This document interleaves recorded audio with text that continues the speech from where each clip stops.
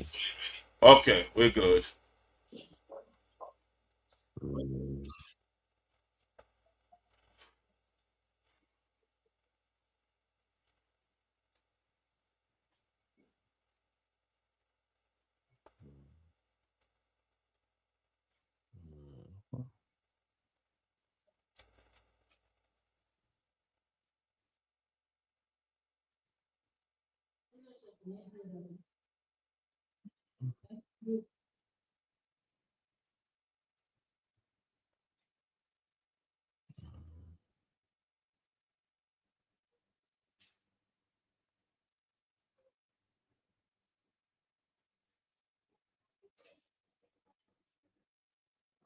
mm, mm.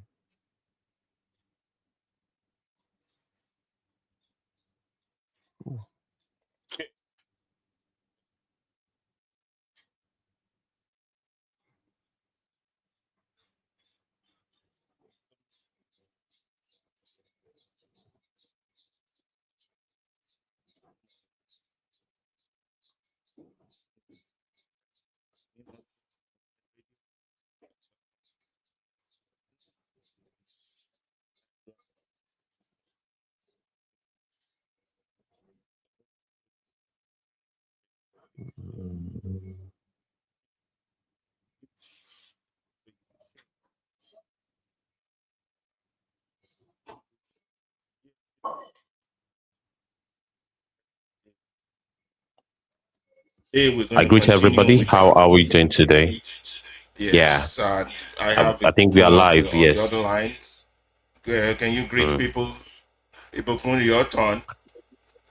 Yes, I greet you, everybody, and it's such a privilege to be broadcasting from Lagos, Nigeria, and I in I have indeed learned quite a number of things in our last broadcast. We've had a touch of history and, of course, a brief rundown of our reality, our current reality, and that is what the movement radio is all about. Um, you know, changing the narratives. We are so much bamboozled with so much junk that movement radio is indeed a necessity. And I hope we would keep having more of the Nigerian people paying attention to platforms like this. Today will be another interesting episode, and I look forward to it. And of course, it's a privilege and an honor to be part of it. And today's episode will be very interesting. Sit back and relax. It's a continuation of our last episode. And I believe it will be so much, will come power packed with so much juice and insightful talking points. Thank you so very much for hosting us once again, our very own host. And we look forward to having others join us to, speak and talk and speak truth to power and, be factual with our submissions such that it is quite awesome for our audience across all six of our platforms. We are indeed on Facebook. We are live on YouTube. We are live on Twitch. We are also live on X. So it promises to be a very interesting conversation. And of course, I look forward to having as much participants as possible. And we have sent the links and the invitation to as many groups as possible to all our platforms. So no one have the excuse really of not being a part and parcel of this great show. I pass the mic back to you, sir. Okay. We as we continue with the show, we want to take a minute of silence to honor a friend of mine who we went to Lagos State University together, who died over the weekend, and to memorize him for who he is. His name is OLodo Uprising Bankole. He passed away this weekend, and he passed away this weekend, and so We want to honor him respectfully. Um, that's him, Omololu Omodunbi Bankole.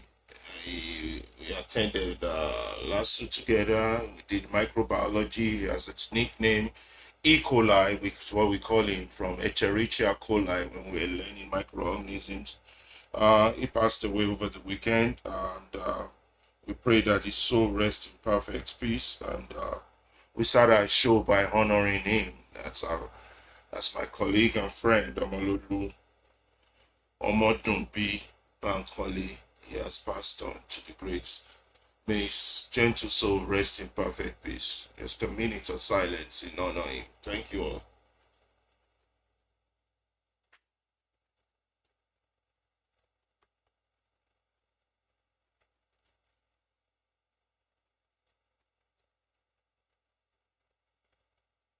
Yeah, thank you very much for that. And we're going to continue with today's show. And today's show, we are going to do a quick rundown of the few things we did last week for the benefit of our viewers and those who want to participate in our discussion. Last week we covered why we are here as a movement radio. We're from Nigeria or have an affiliation with Nigeria, and currently, right now, Nigeria is going through a lot of pain and hardship because of bad governance that we believe Nigeria is not being run properly. As a result, the people are going through a lot of economic hardship and physical hardship. The government barely provide pipe-on water, roads, electricity, good schools, hospitals for the people. So you, as expected, you don't expect them to provide good journalistic service to the people. So individuals are taking this upon themselves to launch whatever activity they can in this technology age to ensure that the people uh, get as much as they can of information and not the propaganda and false narratives that's been spread across. So last week we started our show by talking about the reason why we basically came out, and basically we characterize the Nigerian problem to be threefold in our own opinion. Of course, everybody differs on what they consider is the Nigerian problem, and we had an approach to it. For us, we believe that the Nigerian problem is characterized by three major problems, and those key facts is that once we are trying to address, you share them with you on the screen as we discuss this. Just a quick rundown so that um, people who want to partake or participate with us in the in discussion can do so. Um, so we believe that the Nigerian problem it's made up of just three key facts. One, general silence of the people, enemies within that pretend to be friends, and the ruiners of Nigeria who are your political elite and your big man. Now, Nigeria currently now as constituted is operating what looks like more like a feudalist system of government where some are more equal than others, animal farm, whereby individuals close to the corridors of power gets away with basically anything. There's a tendency of huge immunity, while those within the lower cadre that are further away from the corridors of power do not tend to share this experience. So therefore, this system of government is kind of putting a lot of people in an oppressive society where equity and the rule of law are basically missing. And in the past, most Nigerians have mischaracterized the struggle, thinking that it's a pro-democracy struggle. But as the day goes by on a daily basis, we observe that the Nigerian state denies you not just your humanity, it denies you your basic rights. It denies you your freedom. It denies you your human right. It is a state that is captured by evil men, where liberation happens to be what the conscious should be struggling for, rather than all the inanimate things that we fight for. Nigeria is an environment that quickly and strongly turns the people weak and dead. It basically push out morally dead individuals, people who are compromised in their profession. They might be journalists, doctors, lawyers, judges, and they cannot be told the rule of law, or be told the ethics of their profession, understanding that basically the ethics of a profession, it was is the gate and the bar that prevents tyranny from existing. So Nigeria essentially operates like a crime scene, and it's a very religious nation, but the religion is dead with righteousness. So we did highlight all these points in our last episode, and so we asked the question, what do we intend to do about it? We have to break the bondage of this so-called democracy in quotes, because it's obvious we do not practice true democracy. What we practice is a permanent coup d'etat by the ruling elite against the masses. And what we practically practice is nothing more than treason and economic sabotage, where a governor can take an entire state's finances, put it in a private account. The president can just spend the money they have. Recently, they can just establish a non-existent ministry, budget 1.3 trillion naira to those budgets. It's a lot of crazy things are happening over there that should not be happening. That is kind of disgusting to humanity. And we on our side said we all cannot fold our hands and do not. I do dirty. So we need to find a way to bring down this abusive system. And most Nigerians have a strong fear of the unknown, and the fear that the government might come in and terrorize them, as they've done to a lot of the activists in the country. Now, in historically, Nigeria has been a country whereby appeasement and pacification of evil has been the political policy that they employ. They've been complicit, and the people themselves have been complicit in this act by being silent and their refusal to act. So therefore, you end up having a government of party put them together, whereby rules and laws are not respected. Now, what are we doing about it? What's the way forward? We believe that essentially it is important that the current dispensation cannot provide relief. The current political dispensation as it's currently set up, we believe that identifying and castigating the enemies within is of essential factor to solving the Nigerian problem. And we're not talking about the ruiners. We know the ruiners, they have big names, they have titles. We're talking the enemies within, those of us who contribute to the decadence without knowing that we contribute to the decadence. We believe that recognizing reasons for perpetual, a lot of our people still believe that the status quo should stand. They want to just be like the big man. They see it as an ambition, and this is where it becomes more dangerous than apartheid. In apartheid, it is black and white. It is black and white, and the blacks know what side they stand on. But here, the oppressed want to be the oppressor, so they don't even and they support the oppressor. So it's more of a difficult battle and a tougher fight. And what has made this status quo to stay the longest has been the mainstream media.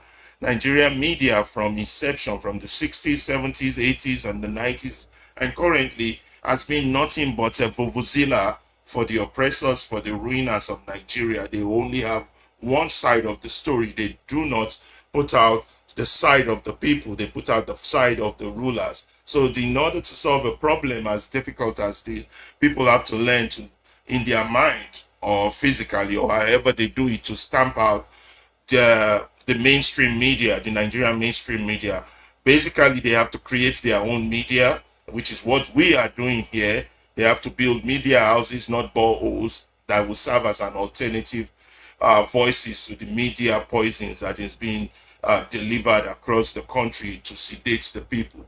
Now, a lot of people in Nigeria are very progressive minded, very, very progressive minded, but the problem is they are also divided within themselves. They have to learn how to join forces how to form a movement without political flags, how to grow and prepare the movement, call out the moderates and the hypocrites within their movement, and label them and call out the failing elites within the community.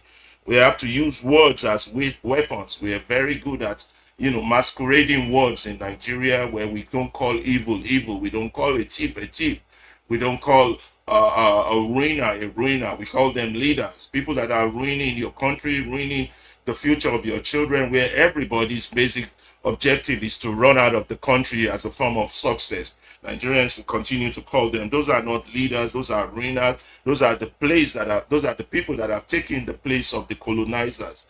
Now, it is essential, we believe, to in this age to use technology to achieve this objective of getting the clowns out of the palace. We covered all this in our last uh, broadcast, and also we want to be the ones who champion the people's voice. We want to use our platform against enslaving our people, enslaving the black man, enslaving Nigerians. We want to reclaim our people's humanity and their human right. We want to provide alternative views, empower people.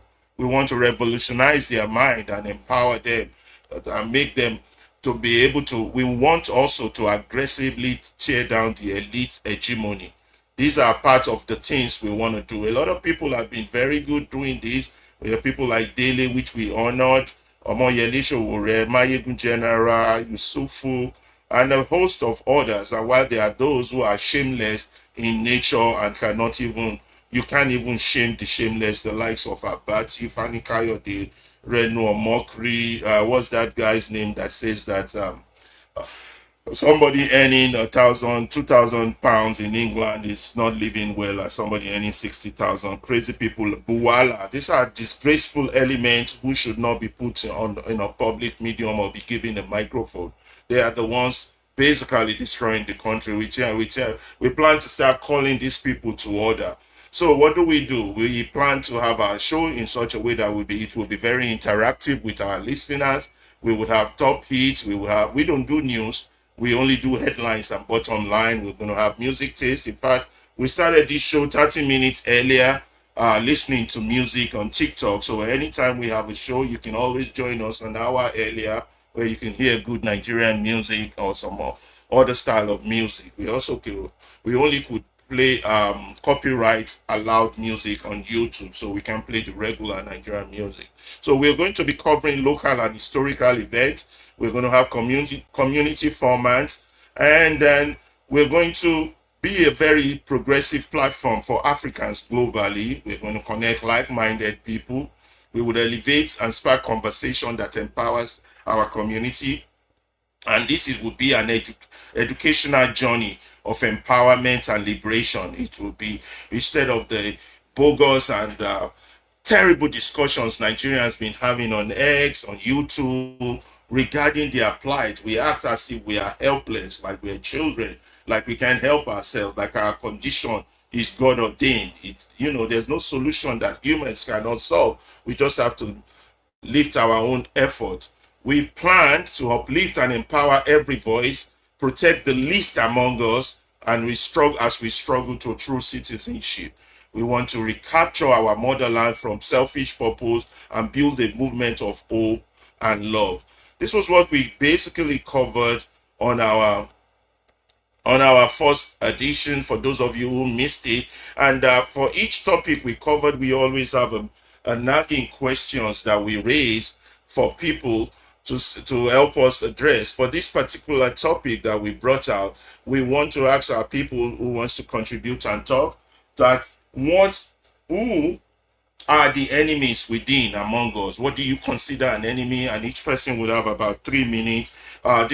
Discussions will be held on our Twitter page, X page. It will be broadcast live here on YouTube when we start giving microphones to people. That's our first question. So Ibu, let me note down that question. If you have another additional question to that topic, please let me know. But that's basically what our rundown of what we did. And then we continued with the program last week, where we highlighted Farida's write-up, a young lady named Farida Narebore. I think I must have murdered that name. I'll pronounce it properly when I bring up the article. Anyway, we did analyze Nariba's article of this concept of this phrase. We normally say in Nigeria about when Nigeria happens to you. I'm going to give you a quick review of that and see if there's any question that comes out of that. So when we do that little review of our previous shows, then we can basically start and then on today's show and continue from there. So, Ibukun, you any comments, contribution while I dig up on no, Farida's article on what makes well on that phrase when Nigeria happens to you. Mike, over to you. Thank you so very much. Thank you very much indeed. Well, when Nigeria happens to you, and well, what a very short crash course on the um, scheme of things that took place in our last broadcast. Our last broadcast was indeed very interesting. Um, we look forward to a more robust conversation today, and you pretty much summarized everything. You know, with response to the Nigerian insanity part, where we looked at so many things, and we also discussed about so many things, you know, from our story and why it matters, and recognizing those that stand with the truth. And many notable names were mentioned, right? And we, you know, also took a look at the Nigerian problem, you know, our collective silence and failure to react, state of the nation, Nigeria, our program and format. Our listeners familiarize themselves with us and what we stand for.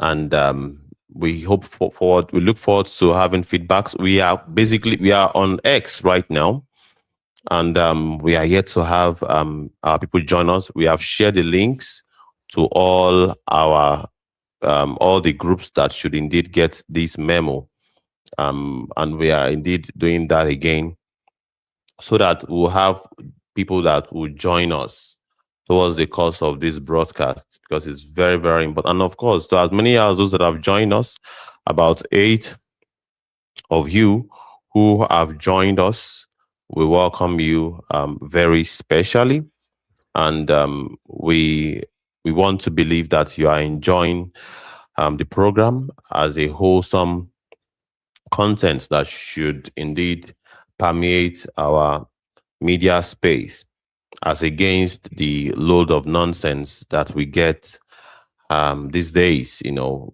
there's so much sponsored attempt to saturate our social media space, to saturate our conventional news space with propaganda, really, not the facts that would, you know, facilitate people's liberation. But well, we are different here. That is what we can indeed tell you for free. The movement radio is different. What we do is not to genuflect. We have no interest. We are not being funded by them. Neither do we have any attachments to them. So our purpose is well spelled out. And that is why we took you through it in our last episode of it, really. And we are going to, you know, have a good time talking about the Nigerian live we did last week. When Nigeria happens to you, Yeah. we saw the So I story want of to that quickly lady. run that down since And we did that last week. We went yeah, very much detailed last please week. do that. Yeah, Yeah, please do that. this very fabulous 36-year-old writer from Togo named Farida Mm, Noborema, she wrote this impressive article on the concept that we all share. May Nigeria never happen to you, which is a prayer that we basically say in Nigeria, because Nigeria happens to a lot of people, and it turns out that it's a weapon fashioned against its own people. And we thank God for the for the coming on of those school children from Oyo, but Nigeria for 56 days has happened to them. mm, Thank God they're mm. home. We don't know the details of how they were released, if ransom was paid, if it was a true military activity, but all that will come out in later years. But Nigeria is a weapon fashioned against people, and Farida argues that the meaning of the word in itself and how we conceive it says a lot about us, about who we are as Nigerians. You know, in that article, she argues that Nigerian common social media expression exhibit the country as a catastrophe for citizens. You know, she essentially said we look at the country as a catastrophe for our citizens. Then she talked about this experiment with dogs performed by Martin Seligman, whereby the dog is repeatedly put in pain and is not unable to escape the pain. And after a while, the dog accepts the captivity as natural order and makes no effort. She argues that this is learned helplessness, that over time, because the country has been so harsh and mean and hostile to Nigeria, Nigerians have learned this habit of being totally helpless. They act like children, like I said, like they can't help themselves. The whole world is making cars that can fly, bicycles that can swim, and Nigeria is still stuck in the Stone Age. As if we're so helpless, our problems are unsolvable. Meanwhile, all our problems are man-made. So she argued that our experience is like the dog experiment performed by Martin Seligman.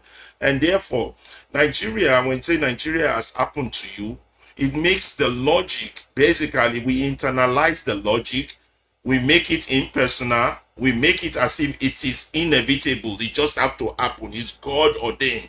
We make it as if there's no author for that misfortune. Somebody is not responsible for it. And yet we claim to have a government. Somebody is not held accountable for whatever happens when you are harassed at the airport, when you have to give bribes on the roadside, when you don't have water, when you don't have electricity, when you don't have good schools. We act as if that experience is inevitable, it's God ordained. Nigeria has happened to you. So therefore, personally, we surrender our belief for change, and therefore, and also not just for change, to hold whatever is responsible for that problem accountable, to hold it accountable.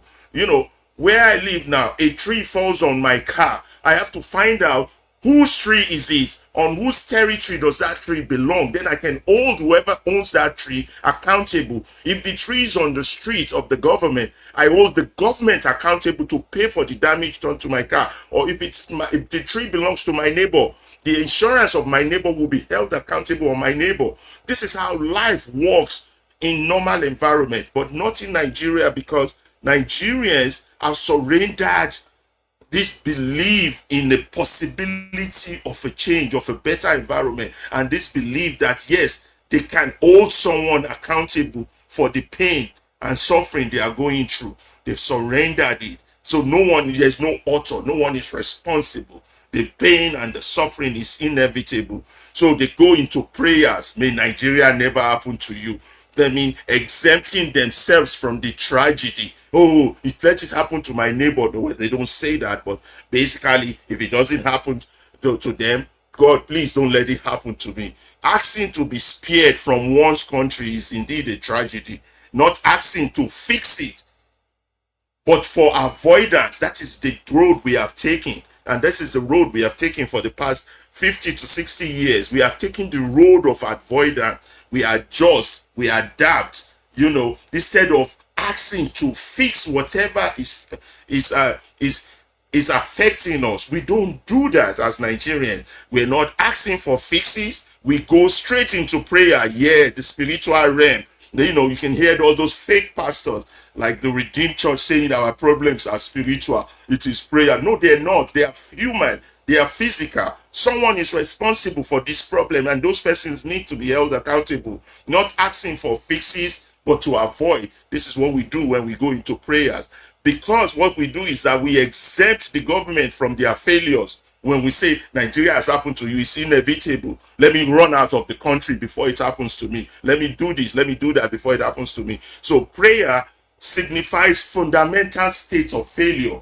That's why you don't see people in developed world going to church as much as they do in developing countries, because developing countries see themselves as helpless, unable to act, little children who cannot deal with their own problem, babies, you know. So citizens transfer accountability to God instead of to their fellow man or to themselves. Instead of holding themselves and their fellow man accountable, they transfer accountability to God. Then the state cannot be moved by human action. You know that the state is ordained. Whatever the state does to you is its final. This is a crazy state of mentality. It is indeed terrible. And Farida in her article did a good job in the thorough analysis. By the way, we'll be doing more on Farida's article as we do more of our programs down the line. And then what else? We're just doing a quick rush down of what we covered on our last episode for those who miss it. Now, what is the path to liberation? Like I said, we are in a liberation struggle. We're not in a pro-democracy struggle. A lot of people don't understand that. Now, what is our part? What will interrupt this state of learned helplessness? That's a very valid question. And this is a question we're going to try to answer in our discussion if anybody joins us on our Twitter page for discussion. That's our second question for the day. The first question was, who are the enemies within? Our second question for discussion and purpose is, what will interrupt this learned helplessness? What makes us so helpless that the rest of the world is moving forward and we are still stuck in time? We're stuck in the Stone Age. What makes us so useless, so helpless, as if we are inferior beings? And we are not. We are not, but we have learned a state of helplessness over time, through the colonial construct up till now. So Nigeria has betrayed me. You now have two groups of people: those who argue that Nigeria has betrayed them, and those who argue that Nigeria has happened to them. So what do?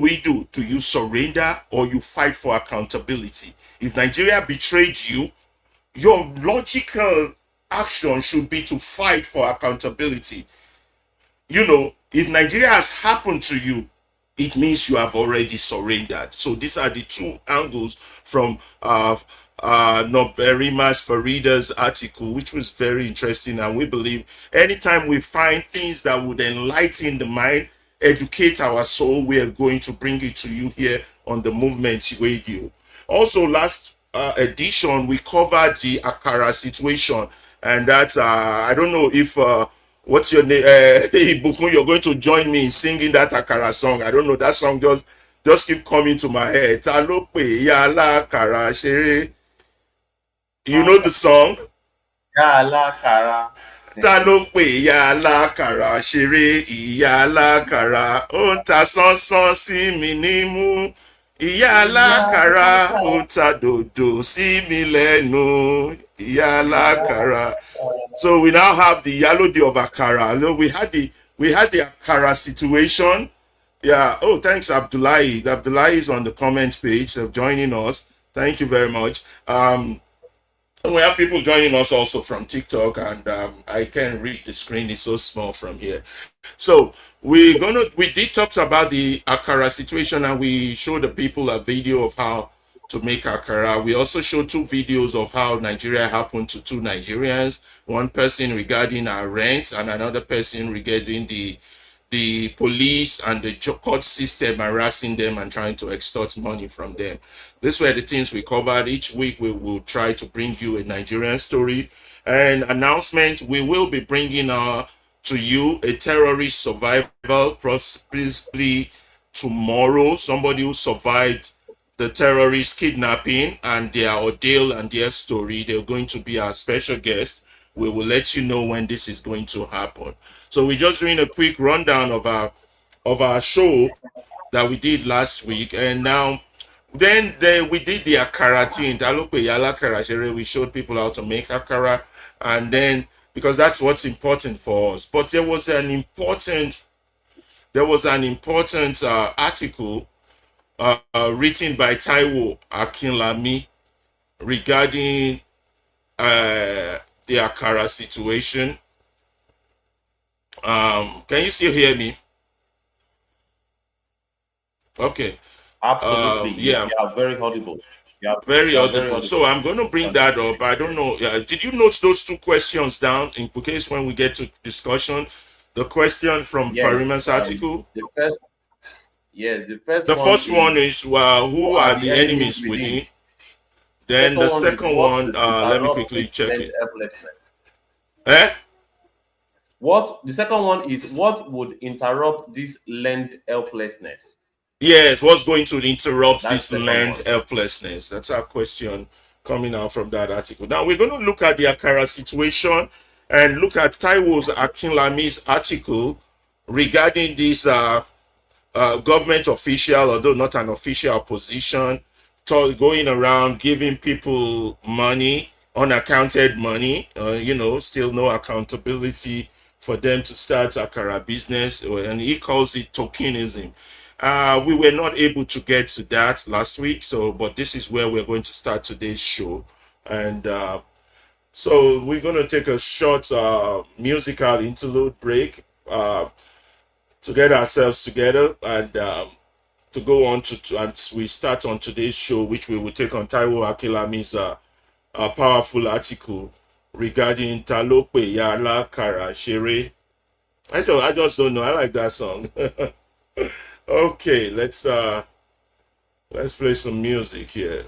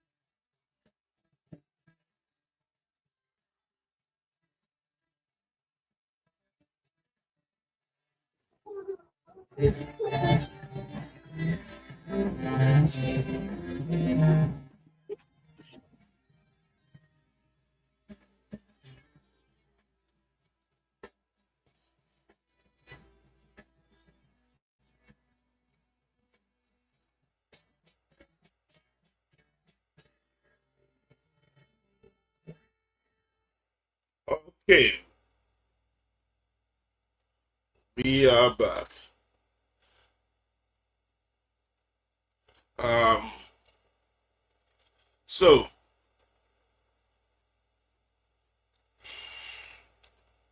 yeah, Ibukun, good. I see the Twitter page is on. Um, you want to take the next article? You want to read it before I break it down, or you have it the Taiwo Akinlami's article on the Akara.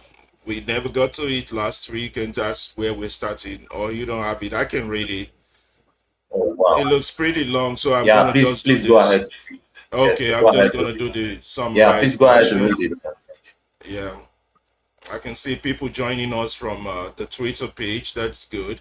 Um, I'm going to do the easier the version of it, which is the mind map,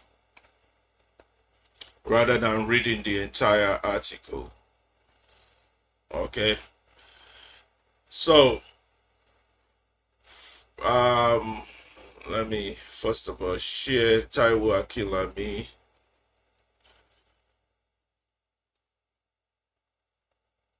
Okay.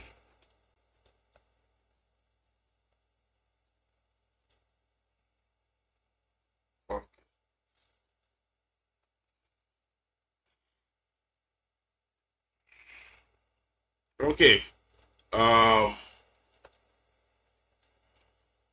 good.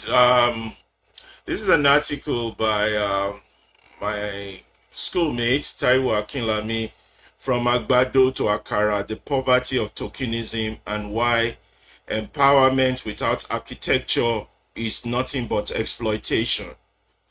And I'll tell you a little bit about Taiwo Akinlami. Uh, before I read this article, Taiwo Akinlami is a husband, father, friend, and attorney, and an investor. He is living to build an egalitarian African and a world fit for our precious children, empowering them to thrive in it with yardstick, to strengthen families through engaging in mature and decent advocacy and community-based projects, promoting social investment with social impact, where social impact is measurable through formidable social protection, and securing a friendly and protective environment for children through African sensitive child safeguarding protection and advocacy, and formidable system codified into implementation policy broken down into practice process for every stakeholder, whether in private or public institution. Basically, Taiwo works with children who are trained periodically. He established standard of parenting and the right-based approach that are child-centered parenting. I want to show you a few pictures of the people we are talking about. First, we look for Taiwo. Hold on. Who he is, and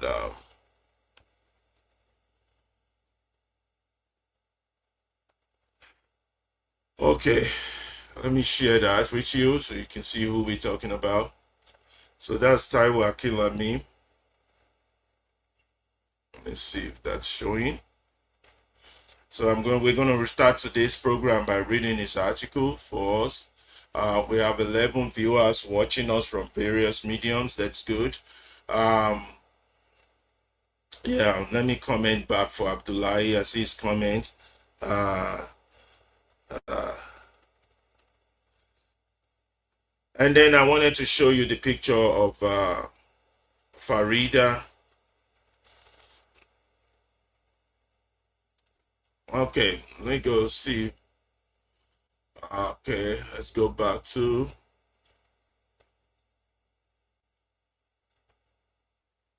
I'll show you Farida's picture.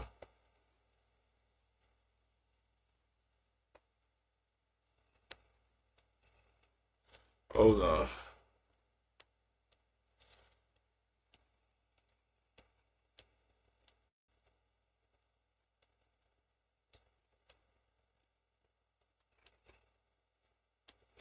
Show you Farida's picture, and then we'll show you that even though the 48 students from Oyo have been brought home, we're still calling on the government to do something about the 52 students that are still being held captive in Borno State. This is essential that these children are released from the hands of these terrorists, and we all have to put our voices together collectively to force our government to do something, because power yields nothing, you know. I'm trying to see if, okay, there's our picture. Okay, click on that and then share. So this is Farida Noresima. She just Farida Bemba Naburema. She's just reading another book. She's from Togo, and she gave us that wonderful article we just digested, When Nigeria Happens to You. Okay, so I showed you Taiwo Akinlami's picture and Farida's picture. Now we're going to go straight to the article by Taiwo Akinlami. These are very intelligent Africans, and when we have people that are very smart and intelligent like this, our country should not be in the state that it is. Also, we would announce that we have invited a group to come talk to us. The group is called the Nigerian Reset Movement. They are a group based abroad, and they are trying to make sure that within the next 25 years, Nigeria becomes a superpower, and it cannot happen if we all don't do something about our current state. So we're moving on now to today's work. Let's go. So I showed you Narima's picture there, and the first person. Okay, yeah. So thank you, Farida, and thank you, Taiwo, for being there for us to give us intelligent things to talk about. unlike what we see most of the time. So, Taiwo writes about how from Agbado to Akara, to the poverty of tokenism. How, let's share that tab so you can see the article. From Agbado to Akara, the poverty of tokenism, why empowerment without architecture is exploitation. Empowerment. We don't, like you said, we don't do news, we don't regurgitate news that most of this other medium does. It's only repeating what the ruiners are doing. So we do things that want to educate and improve. So currently, Nigeria is undergoing multidimensional poverty, at least according to the World Bank and all these international organizations that we run to for help. Let me see, make sure you all can see this article. Yeah. Ibukun, do I need to remove the reading? Make them see the article properly? Should I, or just leave it? It doesn't, it's not disturbing. Yes, you can. Yes, you can. Please do that. Yes. Remove the banners. Okay. So they can see the articles properly. Okay. That's good. For those who are using visual, some people are joining us. I think, is there a visual version on X also? I don't know. Anyway, let's continue. So Nigeria does have a multi. Visual version is, yes, indeed. Yes, there is. Oh, okay, that's good. That's good. Yeah, we got 11 people. How many people we have on X so far? Huh? We have three. Keep repeating the when I take a break in talking. Keep repeating our discussional question so people can prepare. Right. So like now, before I start on Taiwo's report, can you tell them what two discussional questions we have ready? So yes, go ahead. So, yes, we have two discussional questions, and one of it says, "Who are the enemies within?" That is the very first question. All right, who are the enemies within? We have to identify the enemies really, and in your own view, dear listeners at X, who are the enemies within? The second question is indeed, what will interrupt this learned helplessness? We have already identified the concept of learned helplessness in our society. So what would interrupt the learned helplessness? What is it? What is going to stop it? Waiting will stop harm. Talking about it in pidgin English. So please, if you can request for the mic and let's hear your thoughts about the two questions. Back to you, host. Okay. So back to Taiwo Akinlami's article, why empowerment without architecture is nothing but exploitation. So he started by looking at the Nigerian situation, where it's an agreed fact that we have what is called as multi-dimensional poverty in the country. And these are the figures, these are the facts regarding the country. 63% of the population has multidimensionally defined as poor. That's putting it into concrete numbers. Out of about 200 million, that's about 133 million people are multidimensionally poor. Now, poverty measured across health, education, water, sanitation, housing, cooking fuel. Now, the intensity of the deprivation that the people are undergoing is put at 52%. Now, children between the age of 1 to 17 are mostly affected. So we have about 67.5% of the entire population mostly affected by this multidimensional poverty. Our GDP per capita has fallen 74% in a decade, in the last 10 years. The GDP of Nigeria has fallen 74%, and the nation fell into two recessions. The GDP growth collapsed to near zero. The public debt is going to about 12 trillion to over 97 trillion naira. That's the debt, public debt. That's money that the future generations or generations coming will have to pay. Now, debt servicing unfortunately consumes 75% of revenue. The National Assembly insert untraceable project that are, they call it padding. That's why what they are practicing is nothing but treason and economic sabotage. They call it padding. They just have to steal. So these are the things causing the multidimensional poverty.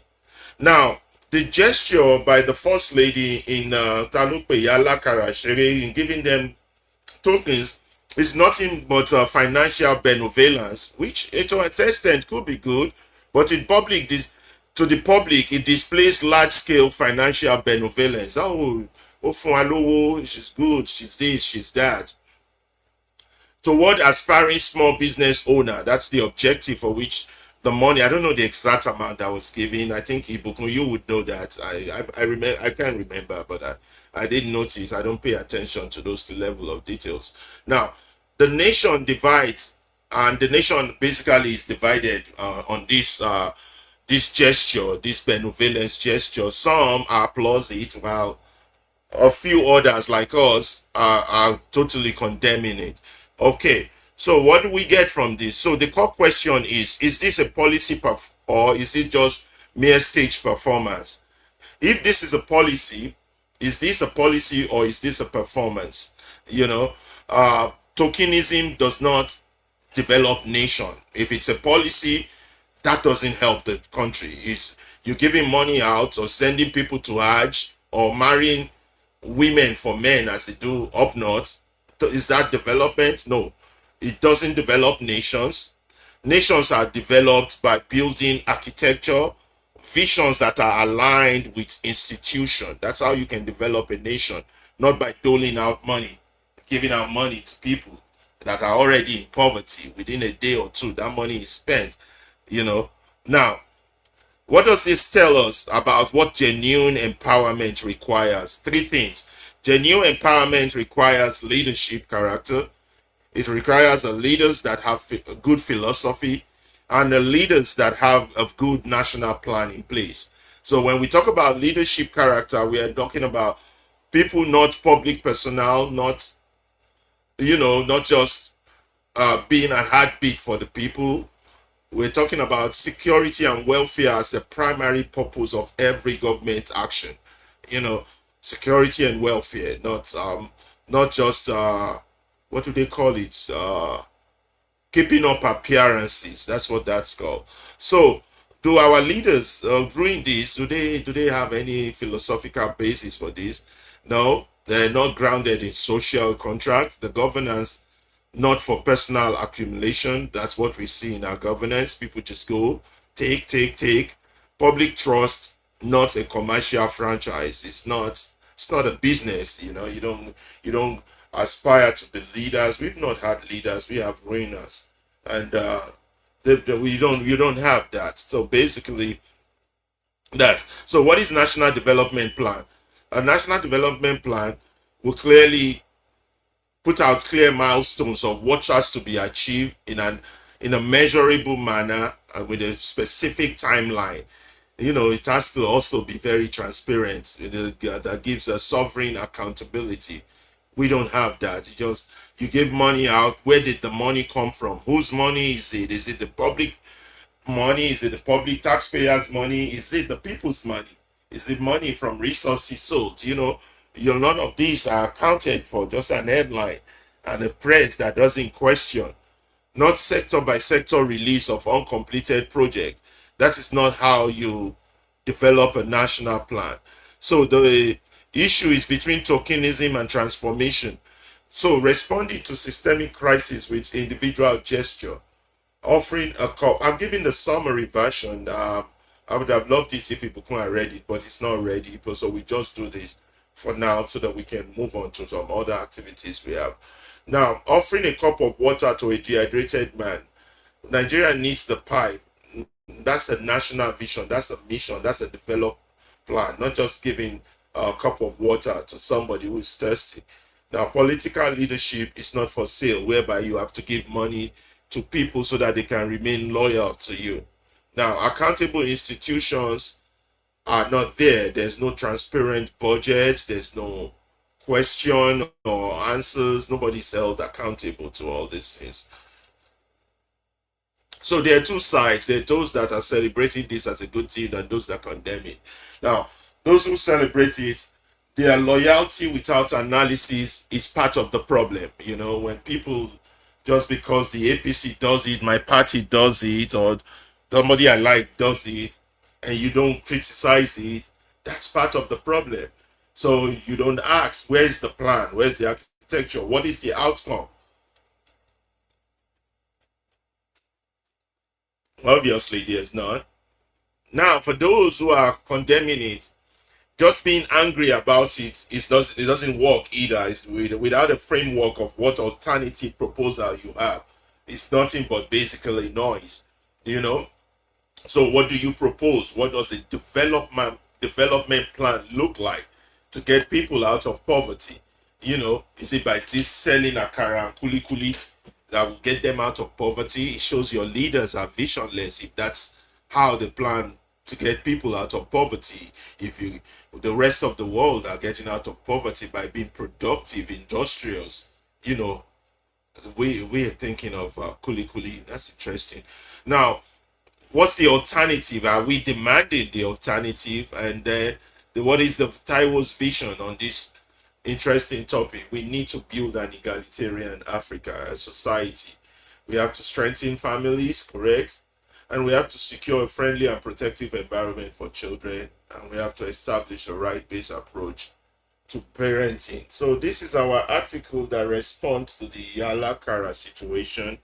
And we want to thank Taiwo for giving us an opportunity to do that. Ibukun, is there a question for us on this one? Is this a policy? I would say, is it a policy or is it just showmanship? That would be the question, you know. What do you say? Is this policy or is it just performance? And I think the answer is very obvious and clear. So I'm going to take a breather now and I'm going to turn the mic back to you.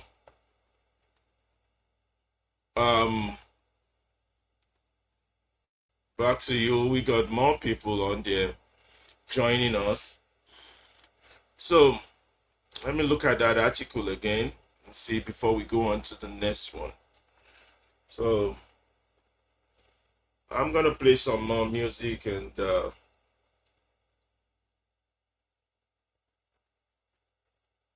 then we'll be right back.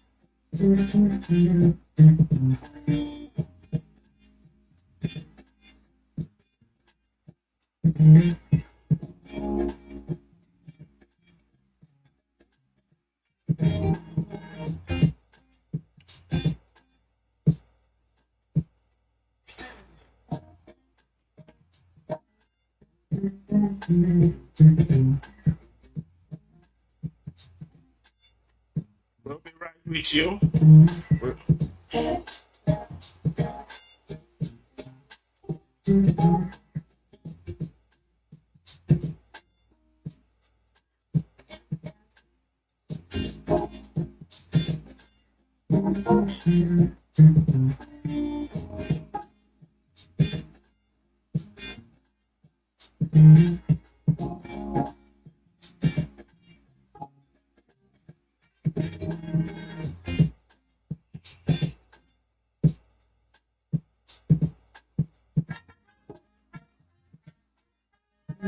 Yeah, welcome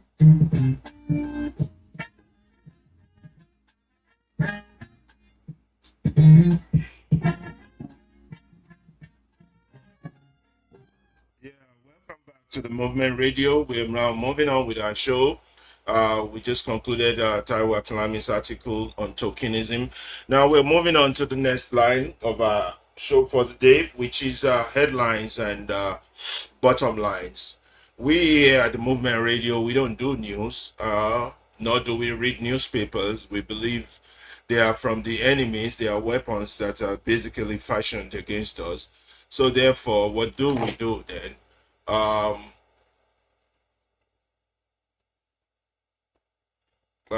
Hold on.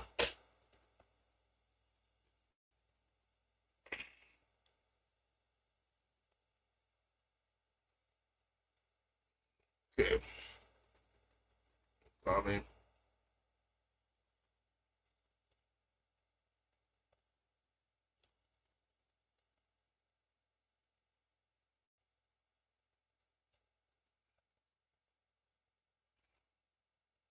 Okay, so we are going to the next stage, which is part 4 of our show, headlines and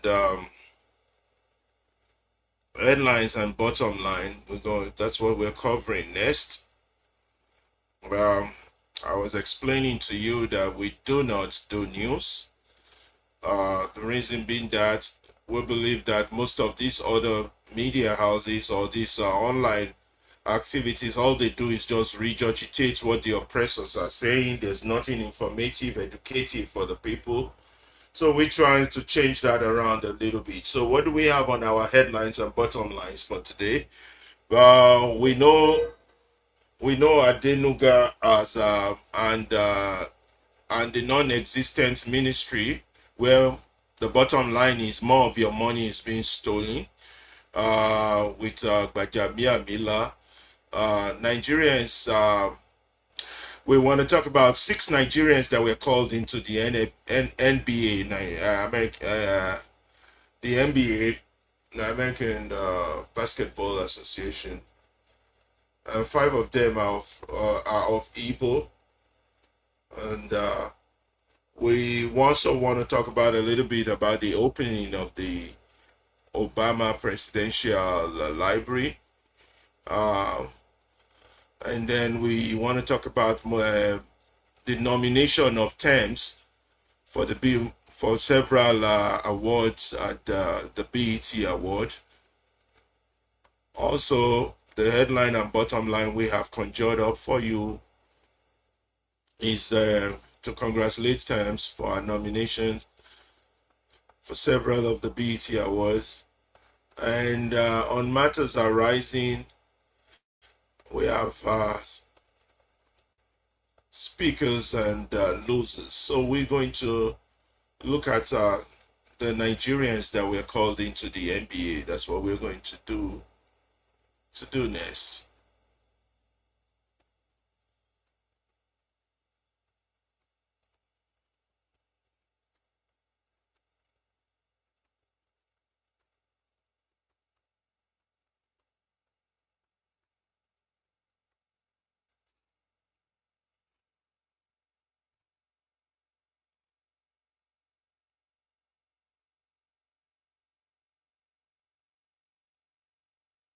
So the 6 players of Nigerian heritage were selected into the 2026 NBA draft at the Barclays Center, making it one of the largest classes of Nigerian descent to join the league.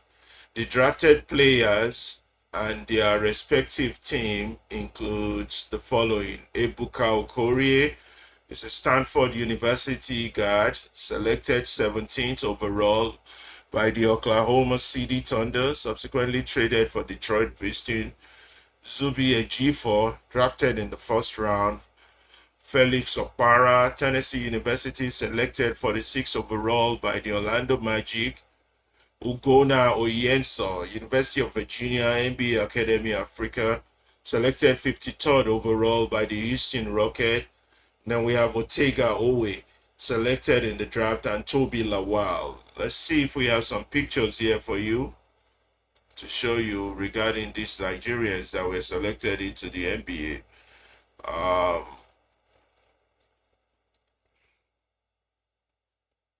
Okay, I'm trying to get some pictures here.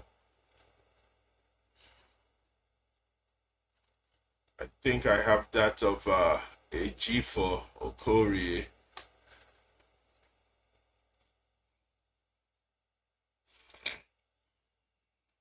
Let's see.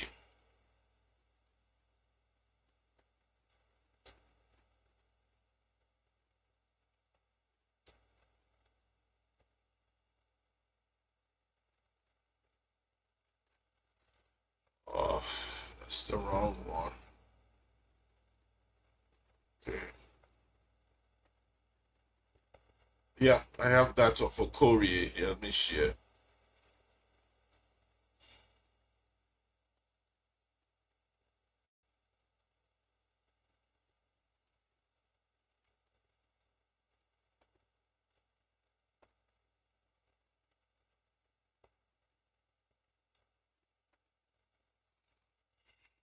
That's Okori.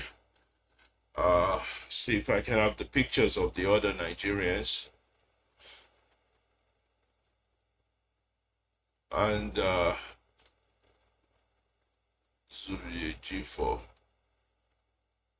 And that's Zubi G4.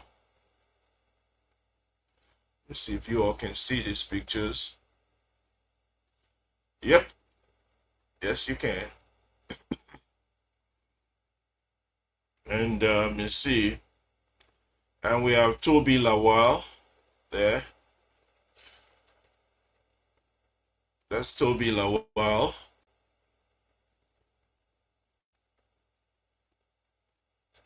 And then we have I can't get the other pictures. Anyway, let's get back to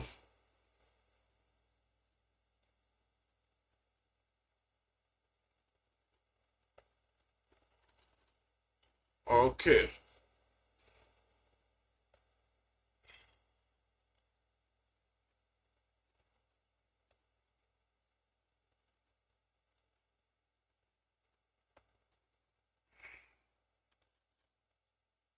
We're gonna play some music for you a little bit and then we get ourselves to go to the next item. So those are the 6 Nigerians that were called into the NBA.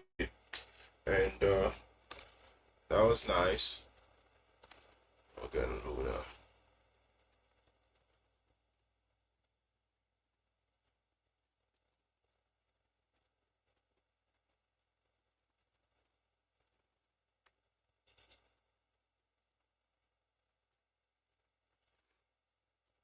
Shadow of my shoes. Sure.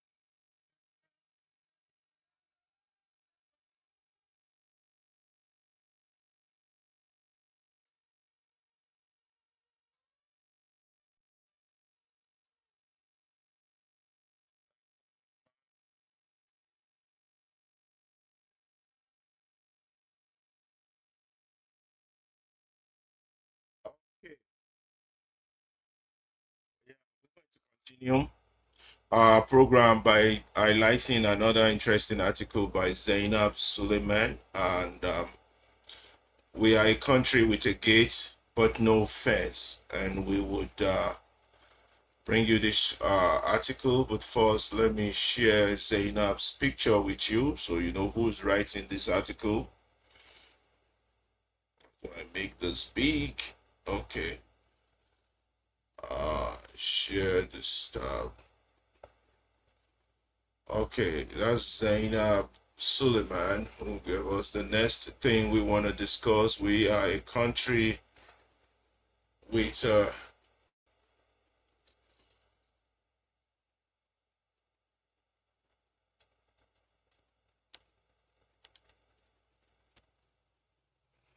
we are a country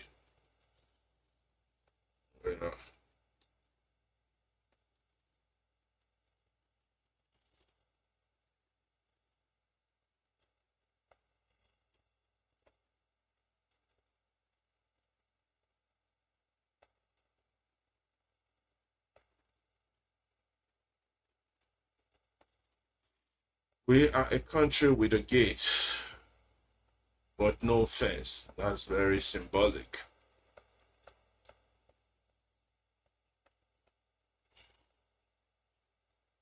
A country with a gate but no fence.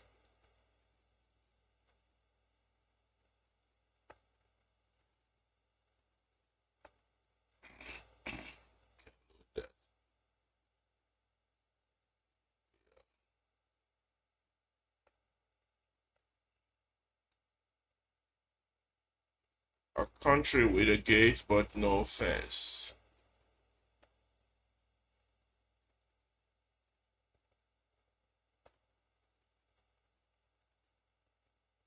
I'm going to read this article out loud. It's very good. And then we do the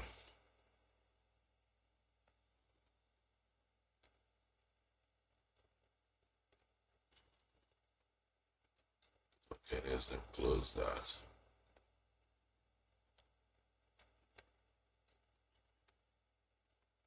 Okay, guys, minimize that. Okay. We are a country with a gate but no fence by Zainab Suleiman. And on your screen there is the picture of Zainab Suleiman, and we are going to cover that article next as part of our discussion of program of education and enlightenment. We've got about 20 people watching us. That's good. So let's start with this article. We are a country with a gate but no fence. We are a country with a gate but no fence. This is why the wolves keeps walking in. Nigeria, giant of Africa, 200 million heads beating to the same sun. Oil beneath our soil. Music in our veins. Brains that build startups in Yaba and hospitals in Houston. Hustles that doesn't sleep even when the light goes off. But also a house where the doors are loud. The locks are rusted and the walls were never finished. We painted the front gate and called it security. We posted guards and called it safety. We prayed and called it policy. We prayed and called it policy. Farida also said the same thing. And the wolves noticed. 1. Insecurity is not just guns. It is a symptom. Bandits in Samfara who ride in like weather and live like grief.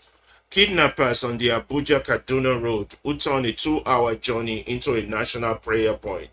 Farmers and herders in Benue whose fight over land has become a fight over who gets to be called human. Unknown gunmen in the east who leave questions with no answers. Terror in the northeast that has lasted long enough to raise a second generation inside IDP camps, IDP internally displaced camps. We give them different names so we can pretend they are different problems. but they drink from the same cup. Poverty that teaches a 17-year-old boy that a rifle pays better than a diploma and pays faster. Justice that arrives late, if at all. A case that moves slower. Hold on, let me see if I'm sharing the article with you all. I'm not. Okay, I'm gonna do that now. Instead of sharing Zainab's face. Let's see. Okay, good. So, poverty that teaches a 17-year-old boy that a rifle pays better than a diploma and pays faster. Justice that arrives late, if at all. A case file that moves slower than a ransom negotiation. A system where connection equals competence and silence equals accountability. Where you can fail publicly and be promoted privately. You cannot kill an ideology with bullets. You can only suppress it for a while. You kill it by making life too valuable to waste. By making school more profitable than kidnapping. By making farming safer than banditry. By making the future feel real enough to protect. Right now, for too many, the future feels like a rumor. 2. The gate is loud, the fence is missing. We are very good at announcements. We have press conferences. We have committees to investigate the committees. We have strategic plans with beautiful PowerPoint and zero follow through. What we don't have is consequence. A kidnapper is arrested today, paraded on the news tomorrow with covered faces and covered name. A year later, the victim are still paying ransom in their mind, still checking the rear view mirror, still flinching at motorcycles. Corruption is not just money stolen from a treasury. It is the police vehicle with no fuel when your sister calls at 2 a.m. It is school with 3 teachers for 200 pupils. It is the hospital with no drugs. So a mother buys paracetamol at 3 times the price from the roadside vendor. When the state fails to provide, people improvise, and improvisation is not governance. Ethics, militias, and vigilantes, self-help community guards with darn guns. And once everyone becomes their own army, the country becomes 200 million countries. Each compound a republic, each tribe a border, each religion a checkpoint. A nation cannot survive as a collection of fortresses. It survives as a neighborhood. 3. The most dangerous insecurity in our minds. The first casualty of war is the truth. The second is outrage. We have normalized grief. 10 people killed now strolls past us like weather. We tap, we sigh, we move on. We save the tears for people we know. We argue tribe before truth, religion before reason, party before people. We clap for the politician who brings project but asks no question about the blood on the road to get there, about the contract that were inflated, about the schools that exist only on paper. Empathy has become seasonal.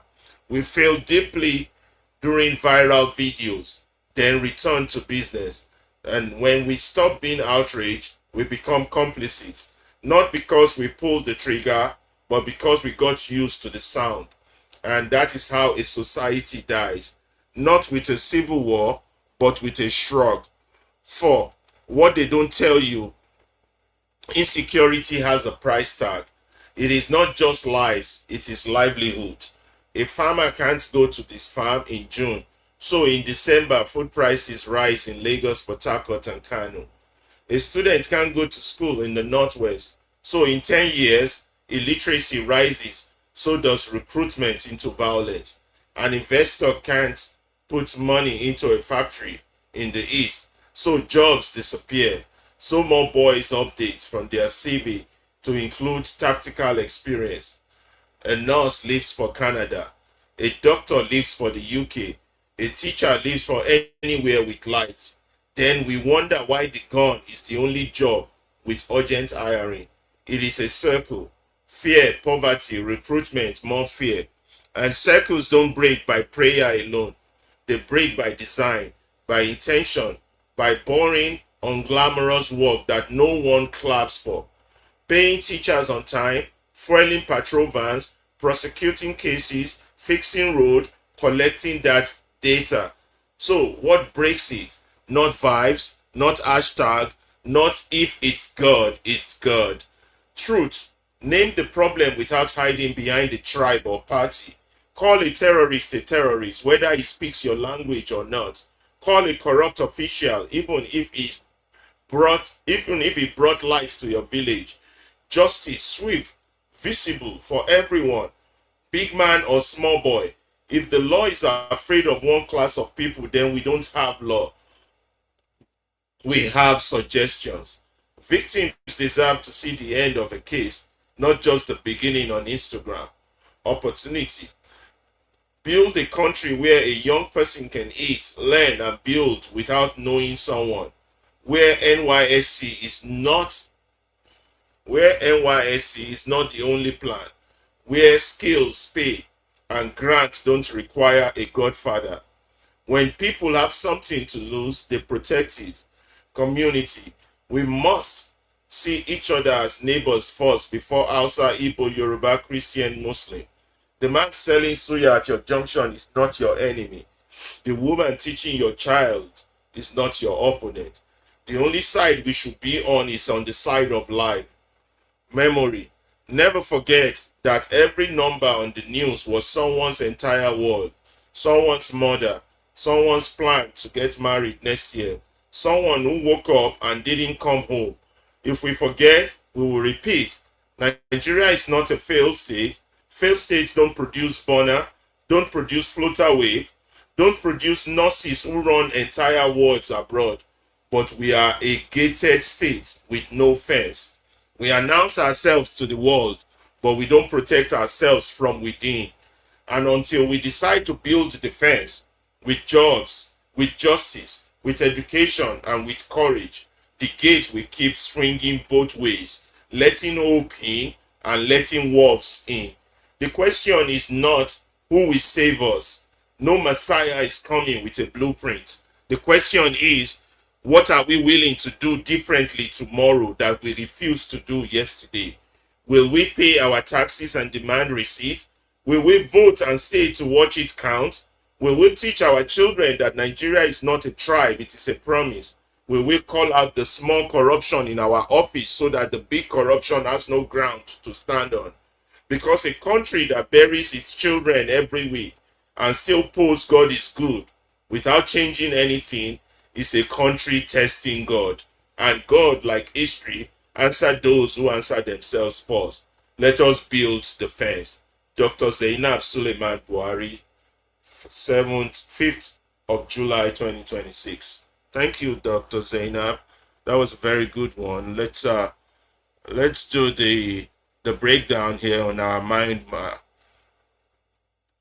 and see what you're talking about and break it down in pidgin English so our people can understand what is going on. Yeah, so let's break this down. So let me get that out of the way.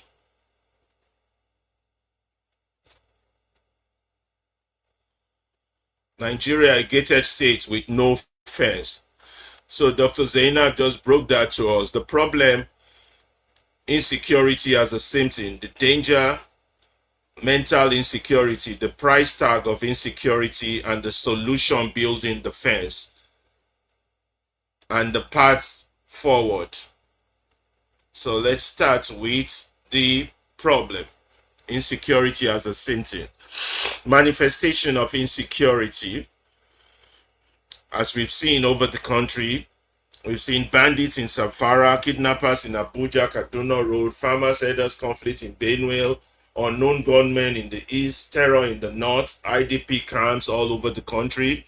The root causes is basically poverty is driving the recruitment for these terrorists. Delayed or absence of justice within the country. The big systemic corruption and cronyism, ideology not killed by bullets, you know. The systemic corruption and cronyism, these are the root causes of this insecurity. So the analogy of the missing fence, it's over reliance on announcements and plans. They never follow through. They're always launching the roads, but they never finish the road. They're always launching the railway. They never finish nothing. They're always launching. There's a government that is not accountable. Now, lack of consequences for their actions. Nobody hold them to account. Corruption permeating the daily life. Everybody does it. Everybody keeps quiet about it. But it's so easy to point fingers at the people in power, but as if they themselves don't do it in their little offices. State failure leading to improvisation. People are improvising just to survive. Militias, vigilantes, and all the rest. Then fragmentation into 200 million countries is what's eventually going to happen if this thing is not arrested. We have normalized grief in that country. Every time people killed becomes background noise. Empathy is seasonal and it's very, very, very, very selective. It's very selective. Some people have it, don't have it. Now, the vision over unity.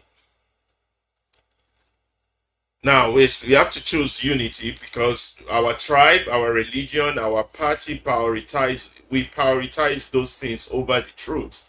An APC fanatic would always defend what the government is doing, no matter how wrong it is. They would find a way. If they can't defend it, they would try to shout you down. You know, a PDP chieftain would always, people just as if the party is, I just don't know.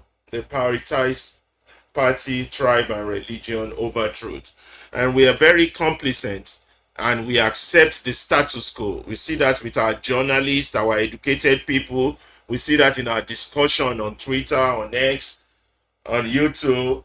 We're very complacent. At the moment something bad happens or something happens that shouldn't happen, we just wave it aside and blame it on God's will.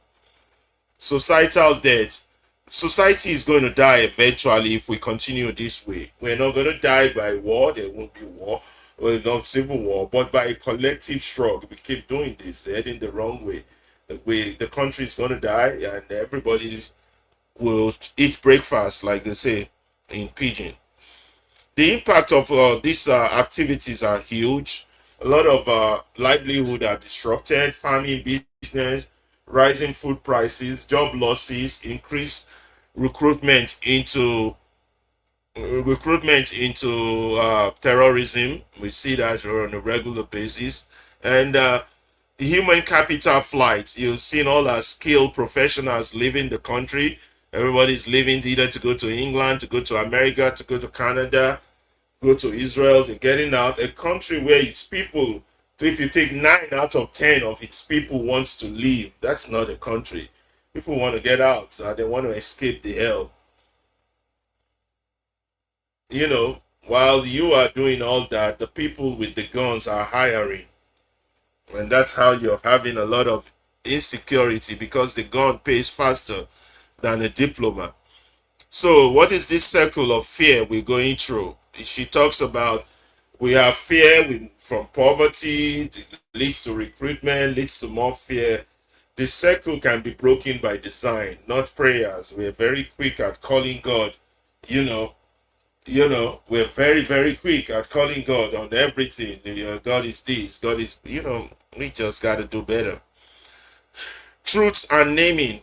We need to start calling our problems. We need to start calling our perpetrators by their name. If your governor is a thief, call him a thief. If your president is a drug dealer, call him a drug dealer. All this sugarcoating and avoiding the truth. If someone is stealing your money, call them what they are. Stop using big grammar English. Avoid hiding behind tribe and party. This is what we do as Nigerians, and that's why the country is not moving forward. It don't matter what solution you propose. If people keep doing this, there will never be a change. Never. You call the problems by their name. Stop calling it democracy. What you have is economic sabotage and treason. It's not democracy. where somebody puts 1.3 million naira into a budget of a ministry that doesn't exist. That is treason. That's a firing squad offense. And yet the Senate will not even open an investigation on it. God, Jesus. What a country. Now, we look at justice. Justice is dead in that country. It's not. If you're not rich, if some rich people can't even get justice. If you're not rich, if you're poor, if you're a common man, you might as well just forget the word justice because you're not going to get it. You know, it's not swift, it's not visible, it's not equitable. It is very selective, and victims, they deserve closure. People who are killed, who are beheaded, who died in the hands of terrorists, they deserve closures. People who Nigeria has happened to deserve closures. Thank you very much, Dr. Zainab, for this interesting article. Now, opportunity for us is to create a viable future for the children, for the young ones. And this is part of what we are doing, try to educate the minds. Let Nigerians know, instead of all those gibberish conversations they're always having that makes no sense. People who have this multitude of problems should be discussing policy issue, not discussing candidates, not discussing Atiku, Obi, Tinubu. They should be discussing policies. How do we stop this? What policies do you have in place to stop this? Not discussing personalities. We are just, oh God, we are just behind. This is so bad. Really so bad. Now the community needs to start prioritizing neighborliness over religion and tribe. You know, everything is about tribe in that country. And if we're going to keep it about religion and tribe, maybe we start discussing the need for us to separate. If you want to be all about tribe, be about tribe. If you want to be about your religion, be about religion. But don't be it within my own territory. Recognizing shared humanity. We don't even share humanity. We believe we are better than the others. I better past my neighbor mentality. Now, remembering victims to prevent repetitions. How many of the victims that have been damaged are honored or compensated? None. You know, people just die, we move on. By tomorrow, a bigger headline comes on that is worse than the one we witnessed yesterday. It's as if we have no memory cells. So our discussion should go beyond hashtags and vibes and rhetorics and loud noises on X, on YouTube, on Facebook, and all these other things. So we have to put in concrete actions in place. What are these actions? We have to ensure, we have to yell and scream and demand that they pay teachers on time, patrol vans have fuel, we prosecute cases. Justice is centered to a society. We fix roads instead of the roads killing people, and we collect data on what is working and what's not working. Nobody's coming to fix these things for us. There is no savior. Nobody's coming from abroad. Trump is not coming. Stop fooling yourself. You're not a child. You're not a baby. You're a full-grown 65-year-old country. You should be able to fix your own problem internally. You just got to fix the enemies within yourself, not with an external help. You know, you have to start taking responsibility, personal responsibility for your action. Pay taxes, demand receipts. Why do you demand receipt? You demand receipt by calling your leaders to account. They take your money, you call them a thief. You bring them out, you stone them the way you stone a thief. You put tires on their neck. When they begin to fear you, they start to respect you. But when they don't fear you, when they bully you and you let them, they continue to do that. So voting and observing, your vote must count. That's the first line of revolution. If your votes don't count, the guns will count on you later on. If you don't make sure your votes count, not somebody in INEC just announcing a number that you know that's not the number that you have. And then you have to start calling out small corruption. What are small corruption? A journalist that's not asking tough questions of the politician. A journalist that is just echoing politicians' voices. Those are small corruption. It's not small corruption that adds up to the big one.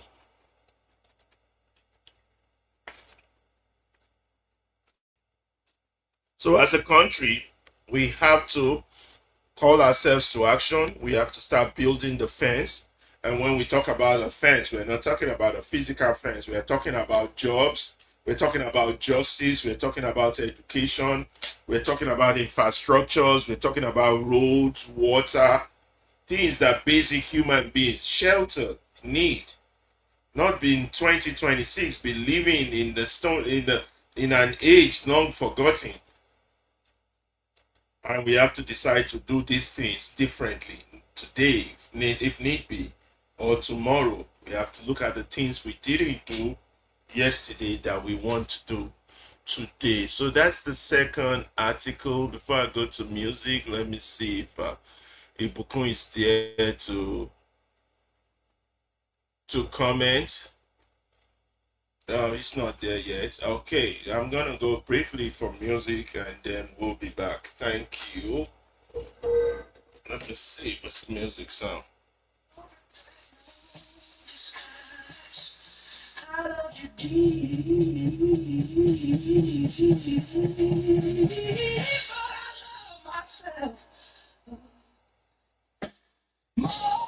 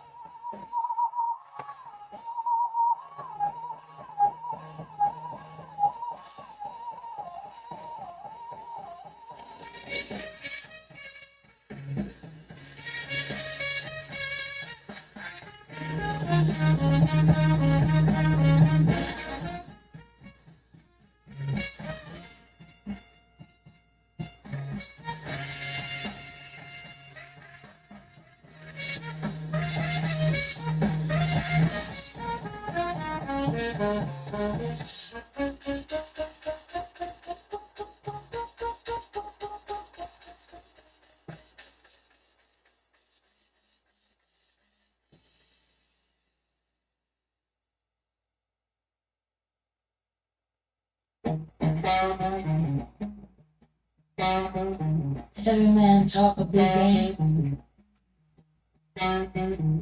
till they get a taste of the real one. I don't play them up and wash their clothes, kiss their lips, wipe their nose. You taste the sugar, you lose your teeth. Ain't no man alive can handle me.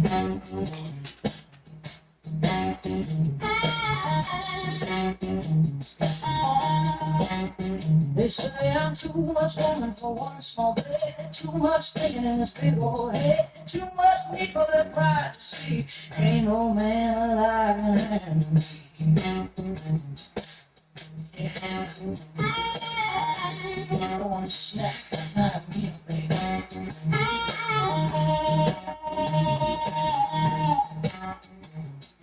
Ain't no man alive can handle me. I'm fire dressed in melody. I shine too bright, I cut too deep. They talk that love, but they don't keep.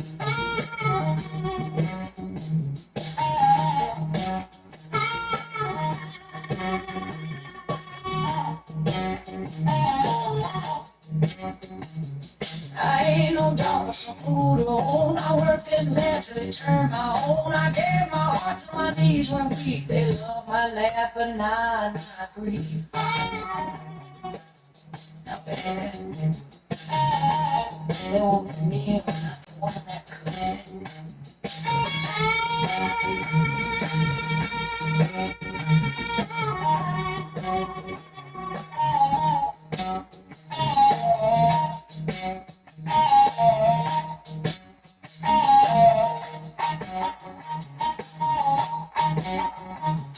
They like it thin, they like it sweet, but I serve heat beneath the sheets. You taste the sugar, you'll fall to your knee. Ain't no man alive can handle me.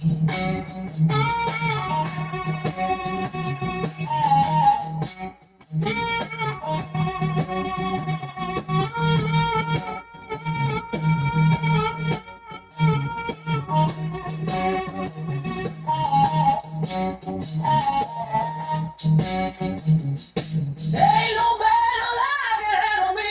I shake the walls, I break the beat. They start to pray when I turn up the heat. Ain't no man alive can handle me.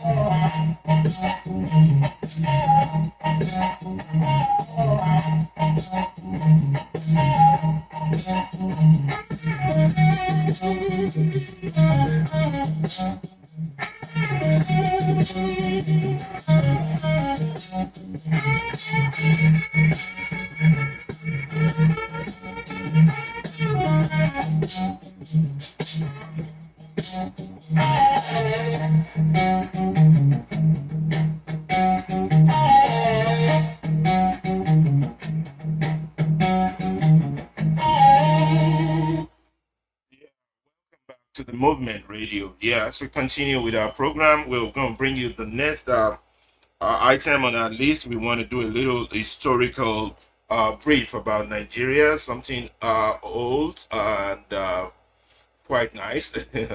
Yes, we let me hold on. Make there share.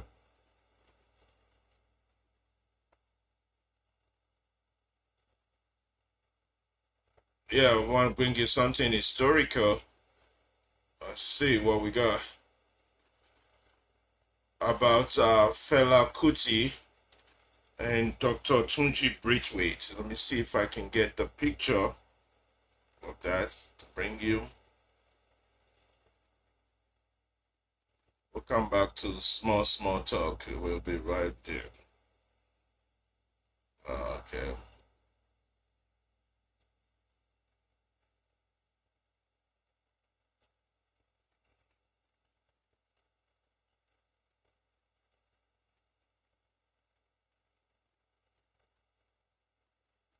And then we're gonna share some Nigerians doing interesting things also. We're gonna share those with you. But first, let us bring you this historical perspective regarding Dr. Tunji Braithwaite and Fela Kuti.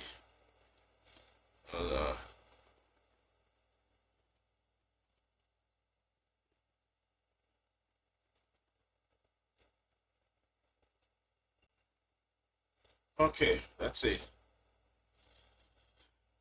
Okay. Yeah, that's a picture of that's the photograph of Dr. Tunji Braithwaite and Fela Anikulapo Kuti after the Calcutta Republic raid in 1977. Dr. Tunji Braithwaite and Fela Anikulapo Kuti after the Calcutta Republic raid, February 1977. These photographs capture Dr. Tunji Braithwaite with Fela Anikulapo Kuti in February of 1977, shortly after the infamous military raid on the Calcutta Republic in Lagos, one of the most controversial incidents of the Nigerian military era. On 18 February 1977, hundreds of soldiers stormed the Calcutta Republic. Fela self-declared commune and recording studio. The attack followed the release of his critically acclaimed album, Zombie, which openly ridiculed the Nigerian military. During the raid, the compound was destroyed, many occupants were beaten, and their properties were set ablaze. Fela sustained serious injuries, while his mother, Chief Fumilayo Ransom Kuti, was reportedly thrown from an upstairs window. She never fully recovered from her injuries and died the following year. In the aftermath of the assault, Professor Olikoye Ransom Kuti, Fela's younger brother and respected medical doctor, requested Dr. Tunji Braithwaite to represent the Ransom Kuti family. Braithwaite was tasked with seeking the release of Fela Anikulapo Kuti and Dr. Beko Ransom Kuti, who had been detained following the military operation. He also initiated legal proceedings challenging the actions of the military government and seeking accountability for the destruction of the Calcutta Republic and the violence inflicted on its residents. Although the prospects of obtaining justice through the courts under military rule were extremely limited, the legal action represented a courageous act of resistance. It demonstrated the family determination to challenge state repression through lawful means and refuse silence in the face of injustice. Dr. Tunji Braithwaite, a lawyer, politician and human rights advocate, would later become one of Nigeria's most outspoken critics of military rule and a lifelong defender of civil liberties. The events surrounding the destruction of Kalakuta Republic remain one of the defining moments in Nigerian political and cultural history, symbolizing both the excesses of military dictatorship and the resilience of those who resisted authoritarian rule. The current government we have is not different from a military government. Their actions and behavior. Thank you for that. Let's go back to okay. Now we're going to share with you some cultural events regarding what Nigerians are doing, and we have a few videos to share with you, and we are, let me see, it's let me check if Bidun is there. I've not seen him yet. Okay. Yeah, we're going to share with you some videos of Nigerians doing great things and culturally, so you can share part of our culture with us as we go through this hardship and trying to educate and enlighten our people's mind. Before we go into another article, we got several articles we want to talk on and the questions we want to raise.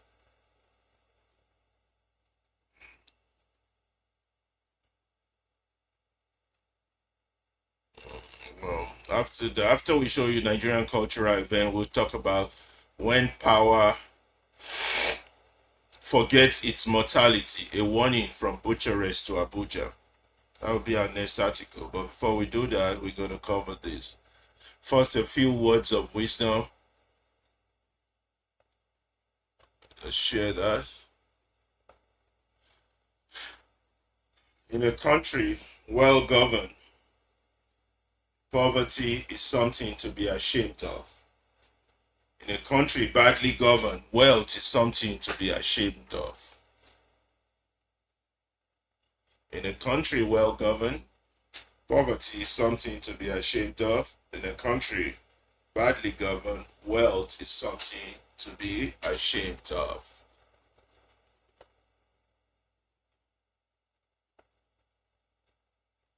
Okay. We are still going to show you some Nigerian events and pictures before we go to the next article.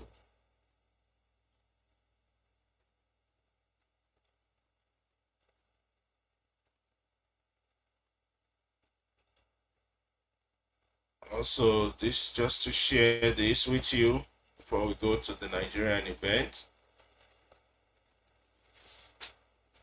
As we rejoice over the release of the Oyo children, we await the release of the Borno children also. 52 of them are still in captivity. Rescue or ransom, we thank God. Kidnappers paraded or not, we thank God. Rehabilitation and psychology support or not, we thank God. We pray and we demand action. But pray and demand action. I'll take that prayer part out of it. We should just demand action.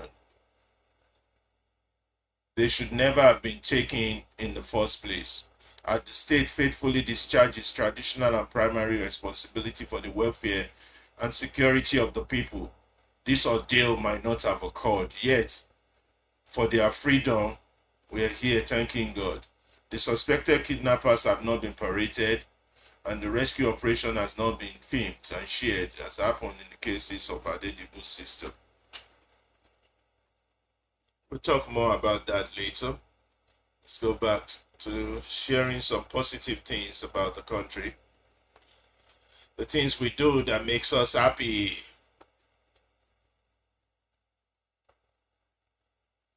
Okay. Yes. And here are the pictures for you of the children that were rescued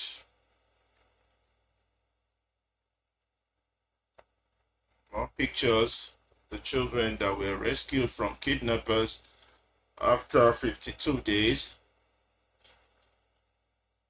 More pictures.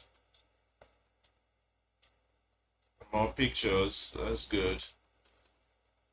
Yep. Building the fence. Yeah, we're gonna get to the fun part now. Just a few things we gotta show you.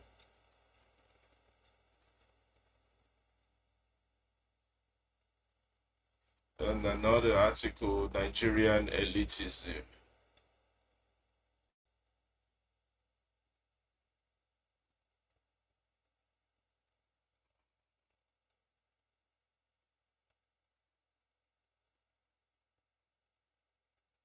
Okay, let's start with this.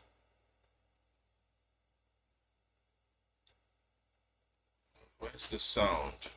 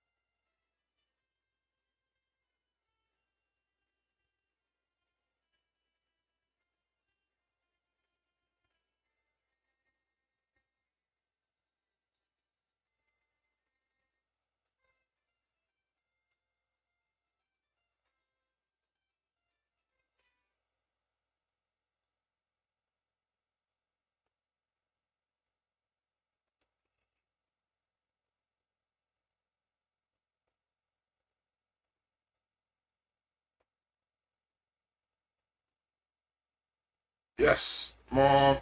We want to show you more Nigerian stars and that people making us proud out there. There's another one.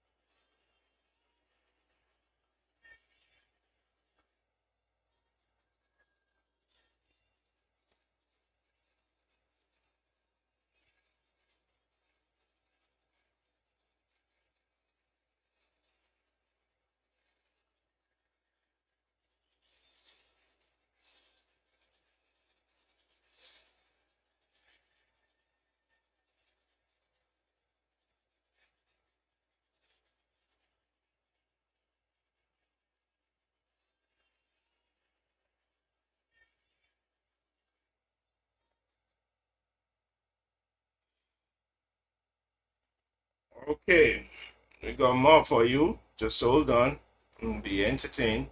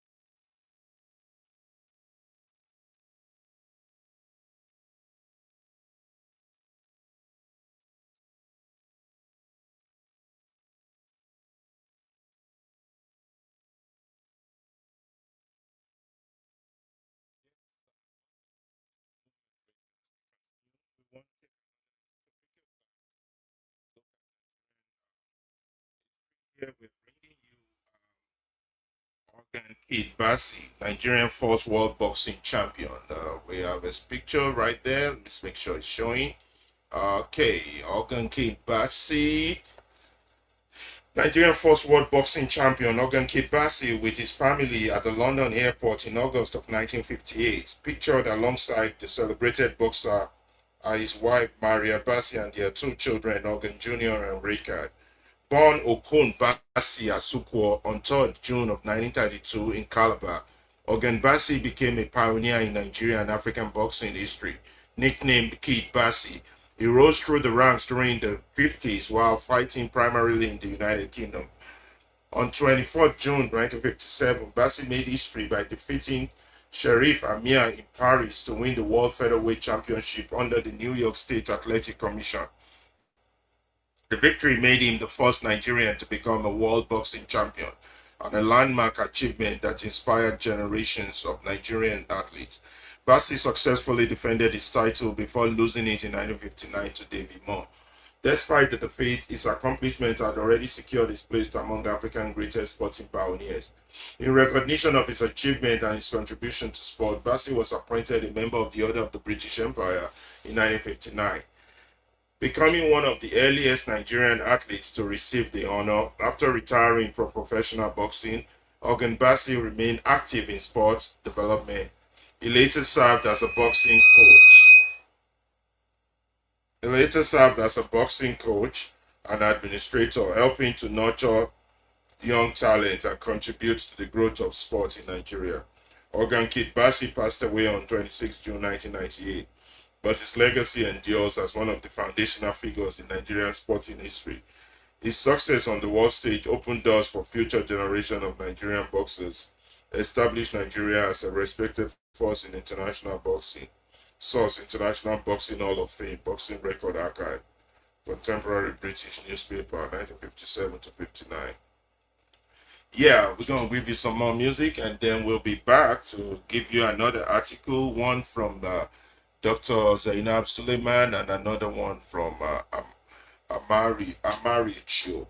So we'll be right back with more music. Thank you. This is the Movement Radio. Thank you for joining us. Right now we have close to 21 people watching us live, and we thank you for joining us.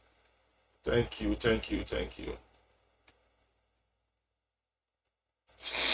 No music. Control.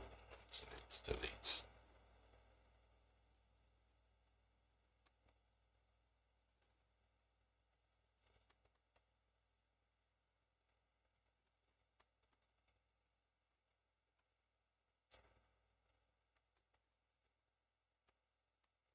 What is happening?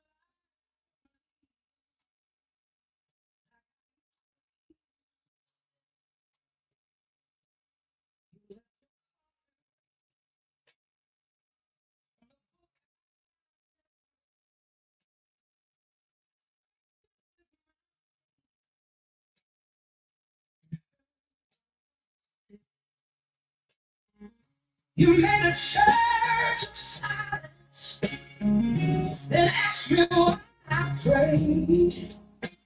Oh, you come on my real voice.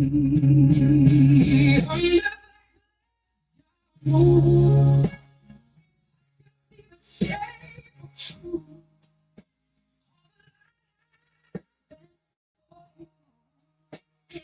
Came back sharp and blue under the moon.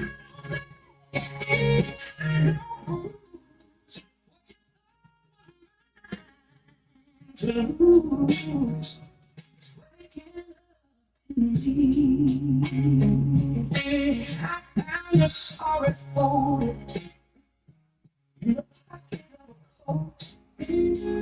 It had no weight, no, just a pretty little note. You held my hand with the same careful touch. I mistook being chosen for being enough under the star moon. I can see the shape of truth. All I for you came back sharp and blue under that glass star moon.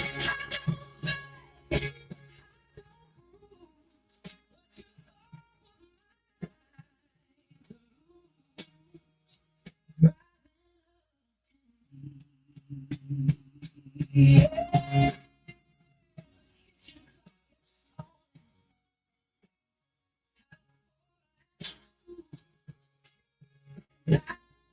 Even time got tired of waiting for you. I took the chair you never used and placed it by the wall. Sometimes love doesn't leave the room. It simply gets too small. I was the keep, I was the kept, I was the answer you never checked. I was the table, I was the room, I was the girl in the glass jar moon. Now I'm the river, now I'm the stone, now I'm the house I can call my own. Now you never know that glass jar moon. I can see the shape of truth. You came back and blue.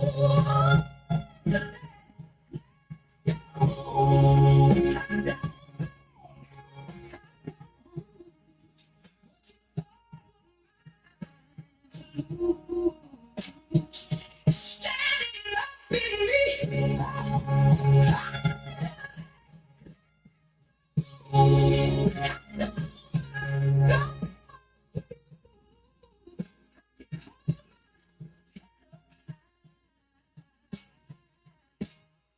Without asking why.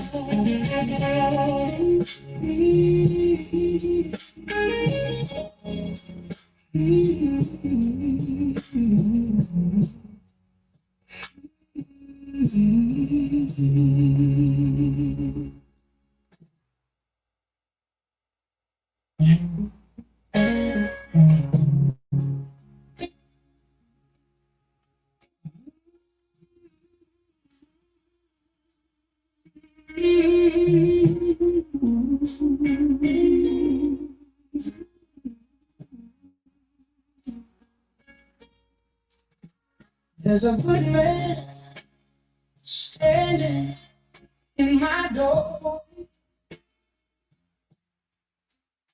calling out of love. I can't believe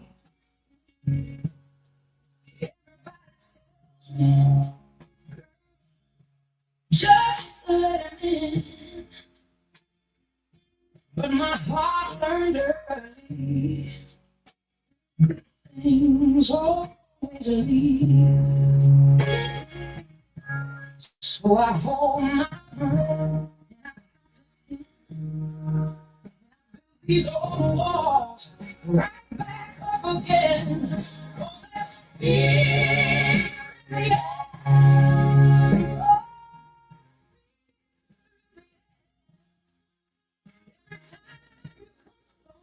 Can't breathe, I can't bear it. You're tender and true.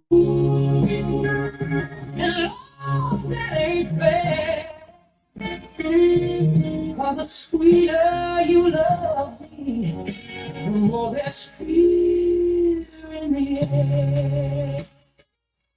Yes, welcome back to the Movement Radio. We are now going to share an article by Dr. Zainab Suleiman, Loot in Plain Sight. And we're going to start by reading the article to you. Let's see. Share this with you. Loot in Plain Sight, How Scam Project Broke Trust in Nigeria by Dr. Zainab Suleiman. She exposes the systemic corruption and scam projects that have eroded trust in Nigeria, particularly between 2015 to 2023 administration, despite its anti-corruption campaign. There's the summarized version, but we're going to see if we're going to read the entire article.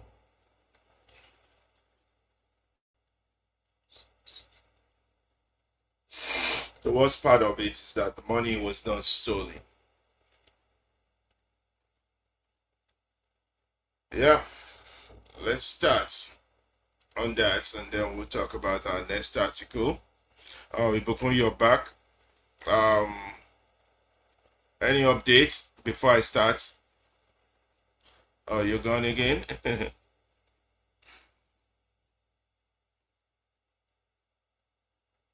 Hello? Okay, I'll start.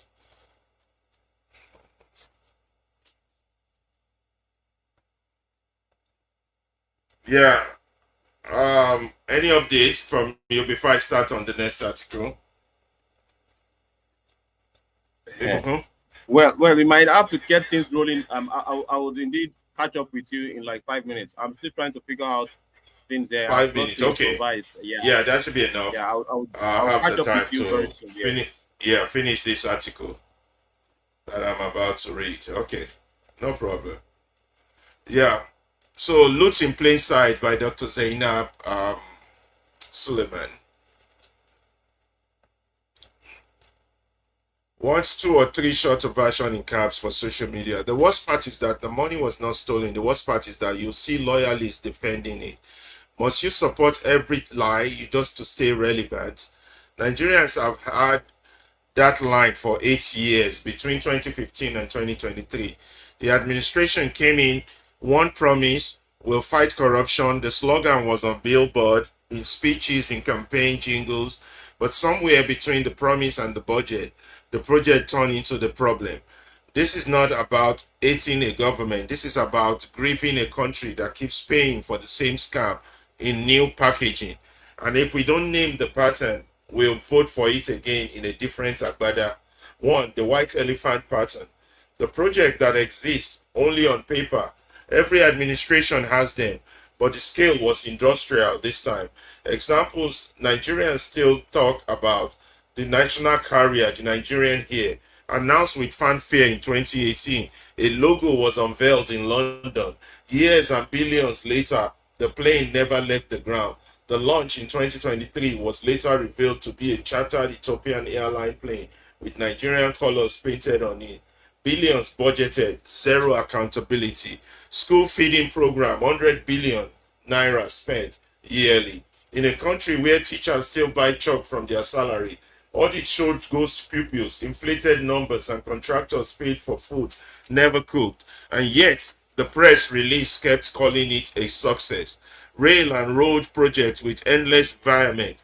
Money was budgeted, rebudgeted, and moved.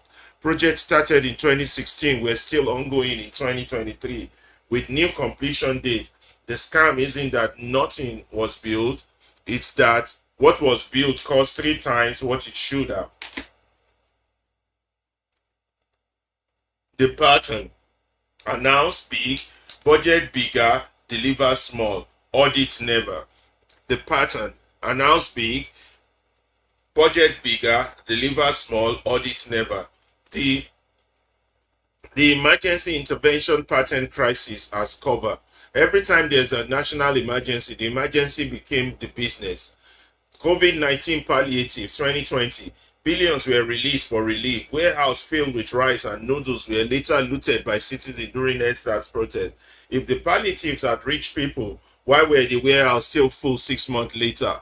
Earn power, trade money, market money, social investment programs designed to help the poor.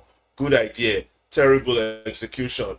Beneficiary lists were padded. State coordinators became millionaires. The CBN and the Ministry of Humanitarian Affairs could not reconcile the numbers, even when asked by the National Assembly.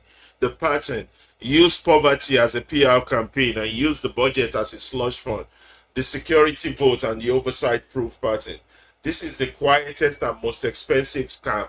Billions were budgeted under a security and special intervention with no line item breakdown. The NSA office, the Ministry of Defense, the various MDAs spent money that could not be tracked. In 2021, the Auditor General report flagged over 3 trillion in naira in unretired fund across MDAs. That means money was taken out, nobody could show what it was used for. No arrest, no recovery, just a new budget the next year. When journalists or National Assembly asked questions, the answer was always national security. The pattern: if you can't explain it, classify it. The loyalist defense force pattern. This is why nothing changes. Anytime a scandal broke, the response was not denial with evidence, it was attack. They are trying to bring down the government. It's fake news from the opposition. You are unpatriotic for asking. So civil servants learn to keep quiet, whistleblowers learn to relocate, and citizens learn what that asking question made you the enemy. Corruption thrives where criticism is framed as treason. Why this hits different under anti-corruption? The pain of 2015 to 2023 is not just the amount lost. Nigeria has always had leakages. The pain is the betrayal of the brand. When a government campaigns on integrity, every scandal feels personal. It tells the young graduate that hard work is for mumu people. It tells the contractor that the only way to win a job is to know someone. It tells the market woman that her tax is for sharing, not for service. The IMF, World Bank, and even our debt management office warned debt was rising, revenue was falling, and we were borrowing to pay salaries and service old debt. Yet we still had money for projects that existed only on PowerPoint. What other pattern must we kill if Nigeria must change? This is bigger than one administration. These 4 patterns repeat every 4 years. 1. Announcement economy. We budget for press conference, not completion. A project must have 3 commissioning ceremony before it works once. The consultant class. Billions go to consultancy fee and capacity building for foreigners while Nigerian experts sit at home. 3. The revolving door of MDAs. The same agencies indicted in one report are given bigger budget and the next year with new leadership but same staff. No consequence culture. EFCC arrest but prosecution is slow. Panel submits report but the white paper gather dust until the thief goes to jail and keeps the jail time. Theft will remain a business plan. If the next government is serious, here is what reflective change looks like, not slogans. Publish or perish. Every project above 1 million billion must be a public dashboard location. Contractors, budget, timeline, photos, updated monthly. If citizens can track Bolt's driver, we can track public money. 2. Jail time, not panels. Set up a specific anti-corruption court with 6 months timeline. No more than 10 years cases. If you steal public money, you lose the money 10 years. No plea bargains that returns 10%. Kill the security vote secrecy. Security is important. Blank checks are not. There must be classified oversight by the partisan National Assembly Committee with clearance, not trust us. Citizens audit. Give a community group and CSOs legal power to audit local projects. If 100 youths in a local government can count the bags of fertilizer that arrived, the commissioner would think twice. Reward the whistleblowers for real 5% of recovered fund paid within 90 days and protection, not promises.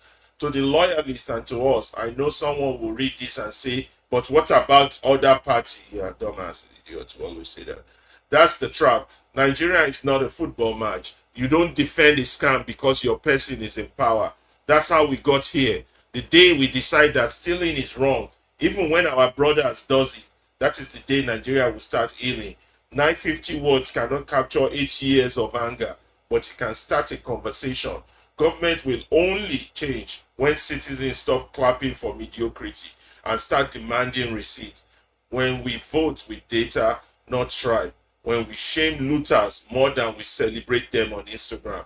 The money is gone. The time is not. Nigeria does not need another savior. It needs citizens who are tired of being scammed. Dr. Zainab Suleiman Buhari. Thank you, Dr. Zainab, for that interesting write-up. We have a summarized version of it here. The betrayal of the anti-fraud brand, proposed social media version, loot in plain sight. Let's see what the mind map gives us on this. Let's see if we could do a pidgin English version of it. Summarize.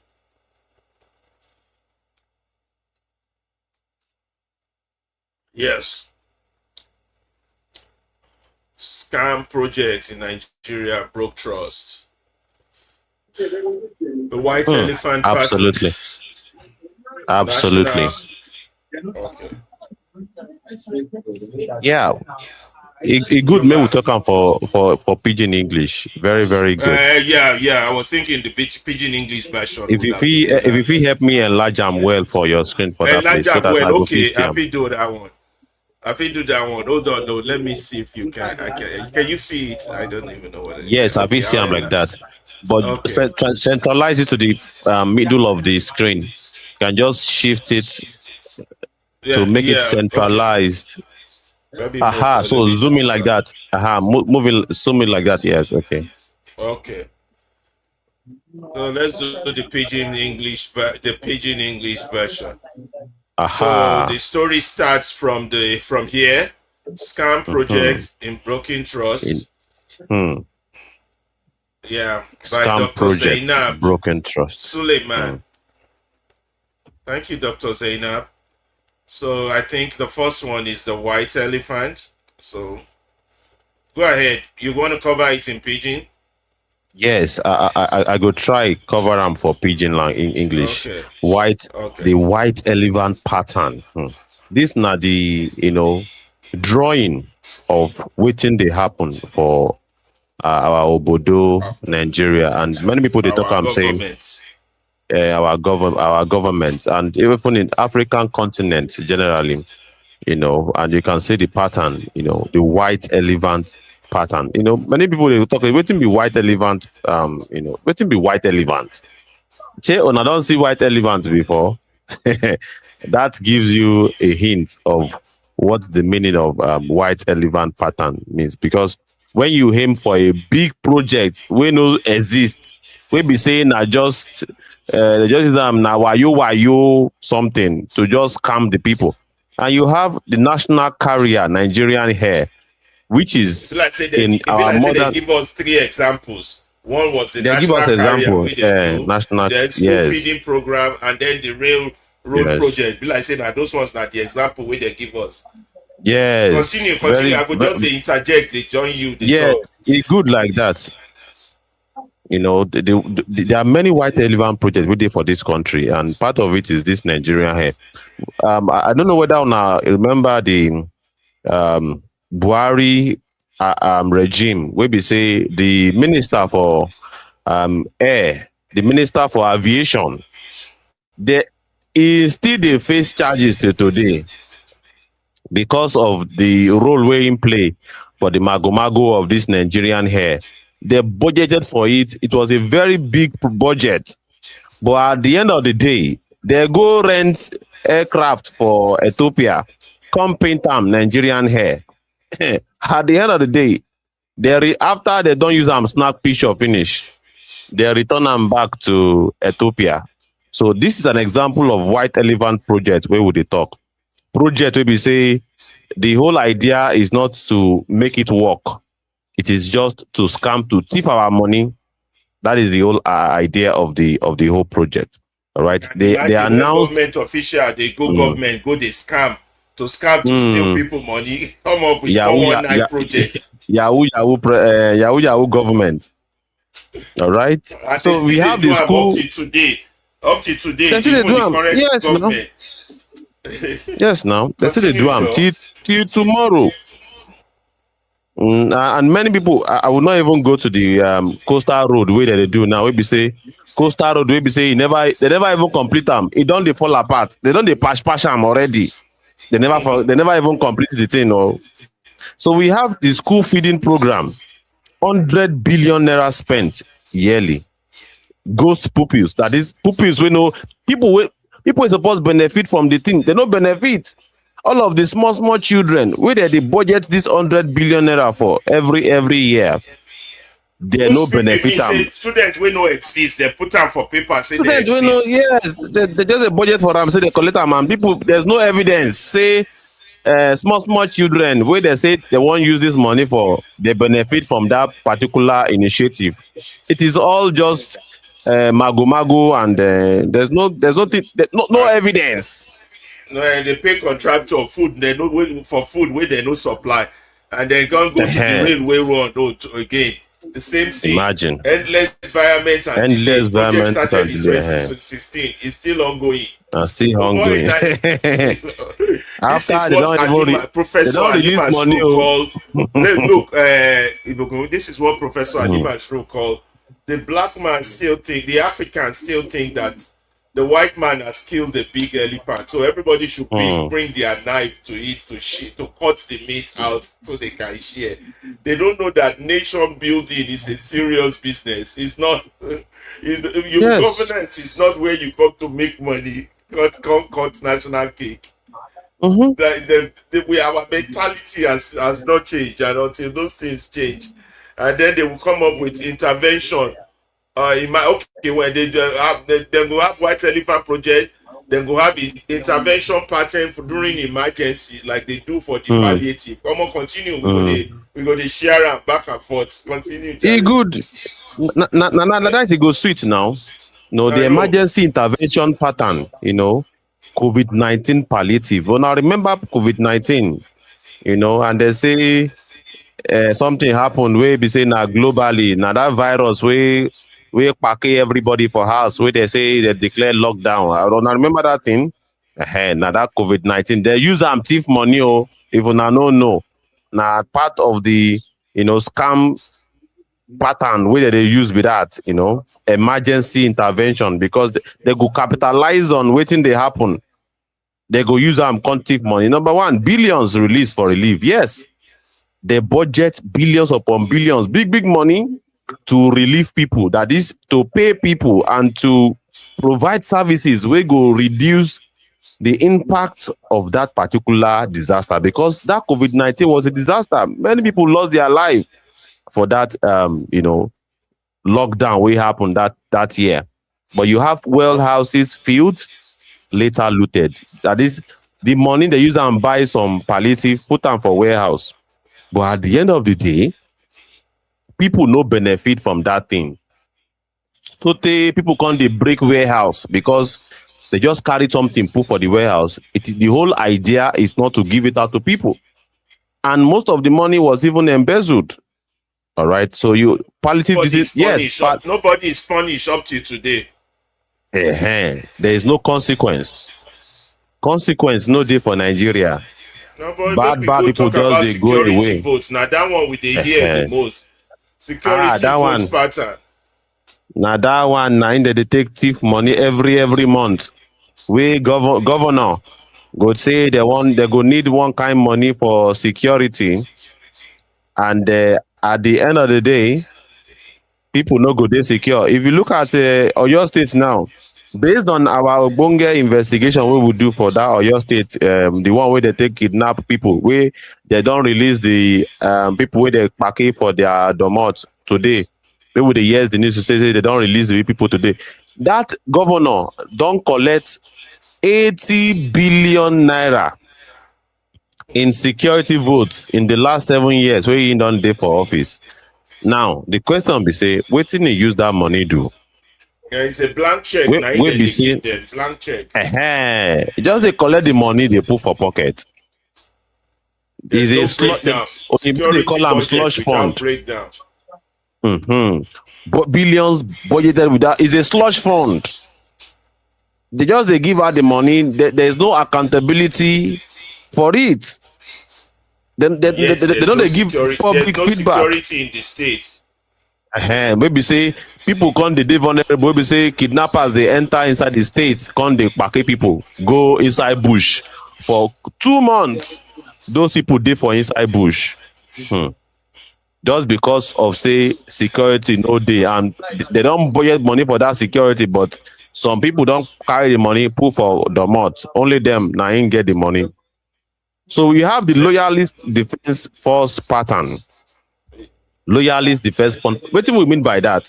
Why nothing changes? Scandals met with attacks, not denial. You see, No, many those the one where you say we know. That's when their Okay. loyalists go come on here, come attack you. Like as they talk now, you go see some people for comment section. They don't steal money. They Comments. don't. Waiting they talk. Waiting they talk. Yeah, not be true. They talk. They go to defend the government. Show me evidence. Show me They go to evidence. defend. Even when we They show have them so many evidence, they don't go vocabulary. believe. They're fake news. Now AI. And these are people who want build country. The criticism is framed as a prison. You're demarketing the country.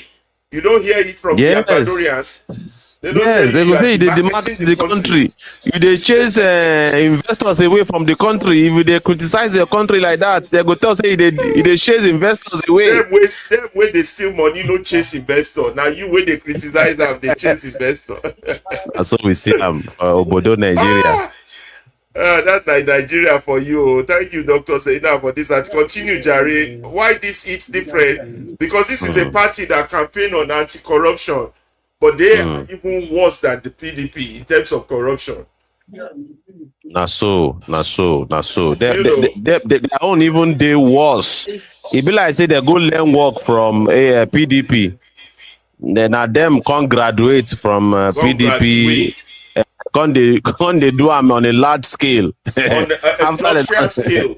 This is looting on an industrial scale. This is even really industrial scale. IMF, they ask our government, say, how they take spend 3 trillion naira. They tell you recent development where they happen. I know. IMF, they ask our they get government. ministry where no exist. They put them inside budget. If that is not industrial, I don't know what is industrial. But what are they teaching the young people that and if person who they for that particular scam? Now person with the talk say na him be the chief of staff to the president. Now him that they call for that particular scam we happen. And then they go collect tax. The one way now collect, and I don't share up, and they still want collect more. Yes, their hunger of greed is insatiable. It's unbelievable. It's beyond words. All right, and we have patterns to kill for change. Announcement economy, consultant class, revolving door of MDAs, and no consequence culture. Yeah. Now so. No, you have in China consultants. They know about economic principles and lie. Book. Now, so they lie for us. Also, we start to face most of these people with true. Now, so they lie for people say.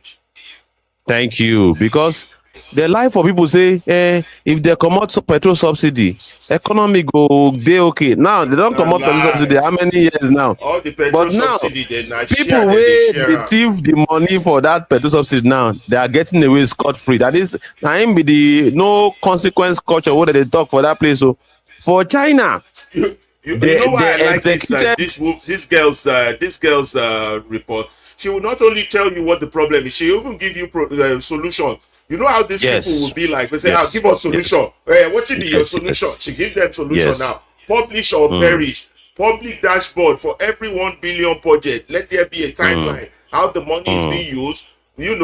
Jail time, not panel. Sentence them to jail. Kill security, vote secrecy. Let it not be a blank check. You see, she gave them, but no. You will still see some of these supporters. You will see them today, even as you're talking. They will still come out and still come to defend madness. But we're not going to tolerate all that nonsense. Anybody that comes here to talk with their anus, we are going to shut it down, because it's only stomach infrastructure that talk with their anus. Somebody wants to talk with their mouth, they go straight from their brain. But all these stomach infrastructure people, we shouldn't give them a stage at all. Continue there. Say the one when you want to say finish and before we go to the next one. Yes, you don't talk and well because if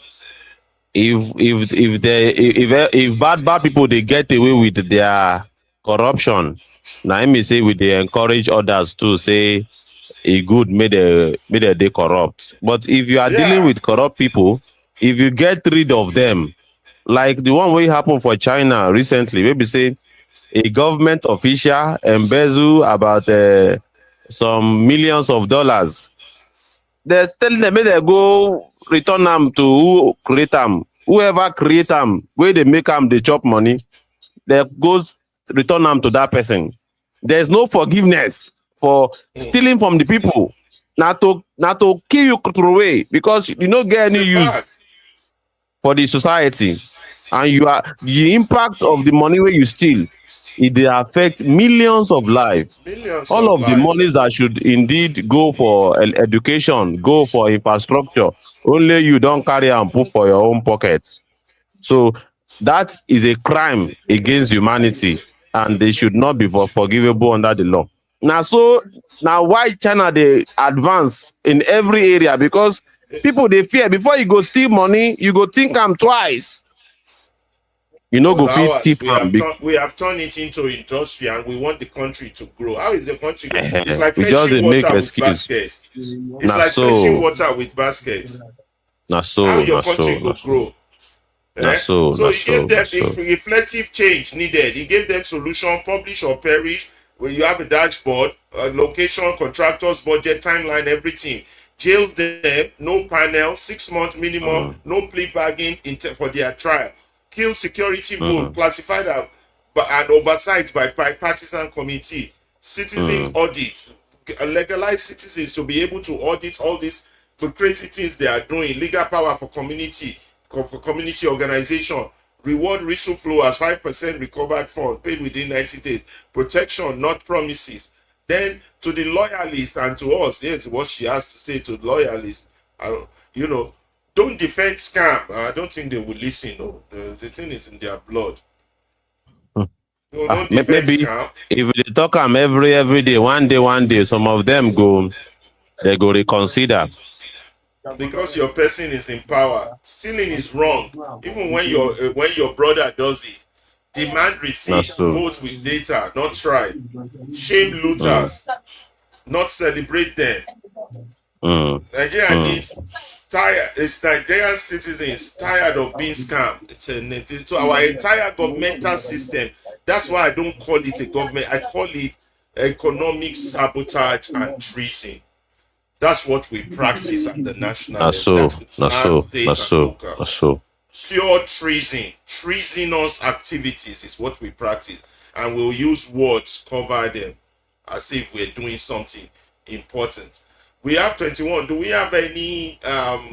So we've covered quite a lot of articles. There's still one more I want to cover before we go, but I don't know if we have time for that. And we showed while you were gone, we showed some Nigerian events, social events, cultural events, and all that. But just one last article. But me, I'm getting tired. I don't know. So on the Twitter page, do you have people who want to talk, or nobody for now? No, nobody for now. But people came in and came out, and came in and came out. So that was what happened. Nobody asked for mic, and nobody asked questions. Yeah, usually you put up that discussion page thing when you're ready to talk, so that you go to them, so that they're not just kept waiting, watching. But they hear everything. Where would they talk? Yeah, yes. They hear everything. Yeah, that's good. So, do we do the next article, or we'll push that for tomorrow? Yeah, okay. That tomorrow, self, it go day okay. Well, if we postpone that article to tomorrow, so that we go take use build up our conversation before we have our guest. Okay, yeah. That one go good well. So much stuff to do. How many hours did we put in? Almost 2.5 hours. No, That's or almost 2 hours. 3 hours. 3 hours. Oh, that's good. That's good. So any addition from you? Me, I don't tire small. I don't No, tell you that you did all the our work people, today. our Eh? people have to, begin to pay attention to stations like Movement Radio. We be Yes, yes, say yes. they are very, We very have much to let committed them know to. when we are on. Yes, So a lot of people send me private text we go. asking me how do they get on, but I didn't have enough time to get back to their message until we started. But We go. They we'll do improve that for tomorrow. our feedback mechanism so that people go. It go dey easy for them to For enter them, yes. any of our platform during our broadcast. Program. Yeah. So the For more we that continue to discussion do part, our I would program, the say more it it's gets only we easier. should just start that one only when we're ready for discussion. Okay, Or okay, we have okay, a okay, discussion after every article. okay, okay, okay, Yeah, okay, I'm okay. thinking, but I don't know. I'm tired for today, though. I But think we people covered a would lot. like me to hear the whole gist, and then when they are ready Yes. we will just throw the mic open for them to pick up the mic, and that one also Yeah. will be a matter of open for the best that they will be willing to speak. Yeah. So we'll still have those discussion questions, and for those who wants to join to hear good Nigerian music that we can play on YouTube, we usually start like 30 minutes or an hour On before TikTok. to play those music, and after, if we're not too tired, we'll play the music too after, so they can hear Nigerian music. But that won't be on YouTube because YouTube has specific regulation on the type of music you can play. And for the regular Niger music, we would have to do that after the show or and before the show. After, kind of, because if we get too tired, we might not be able. We want to thank all the 22 people that joined us today and those that will go back and watch the show. Our show is very informative, educative. We are changing narrative. We are changing mind. We are revolutionizing mind. We want to change the status quo. We cannot continue like this. And no savior is coming to save us. We have to do this ourselves. We have to do that by talking, having vital, important conversation, not the dog eats dog conversation that people have on social media. That is all I have to say. Any additions from you before we start rounding up? And there's no addition apart from say maybe our people get serious with their government, make them no play with Oh them, because yes. this government too, they no It's play.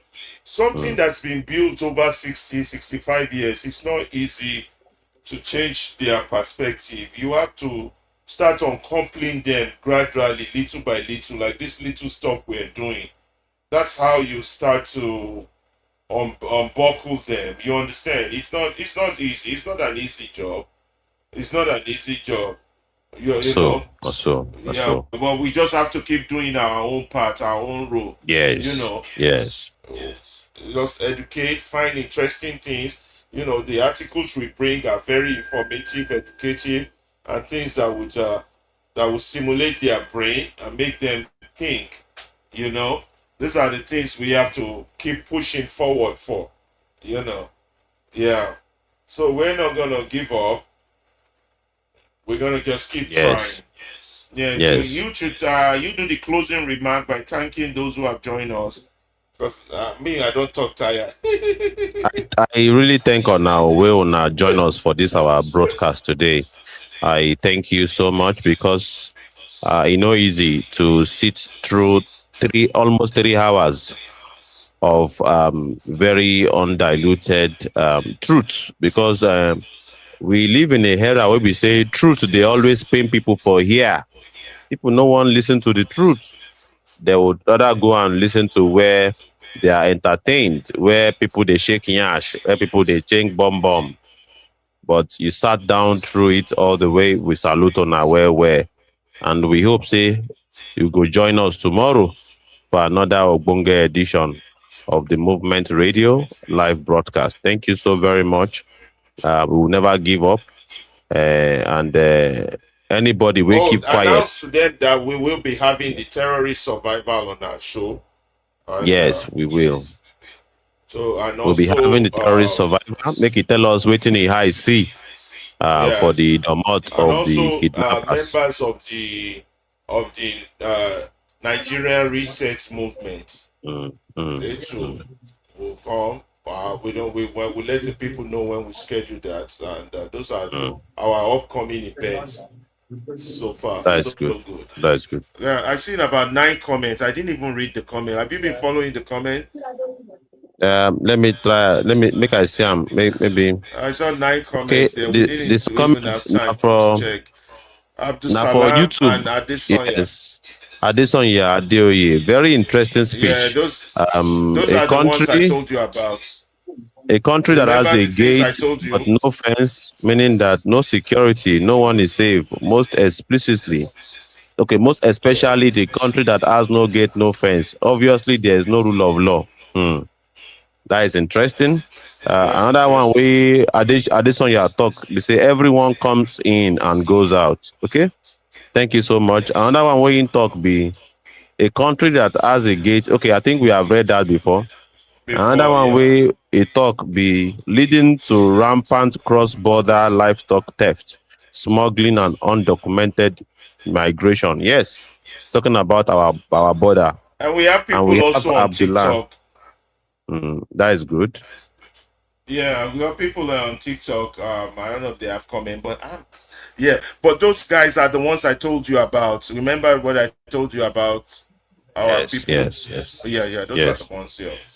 Let me see. It looks like somebody wants to say something here on TikTok. I'm not too sure. I can't see the camera. Hi, hello. Juicy, thanks for joining us. How are you doing? I could barely hear. I have to use a bigger device for this TikTok.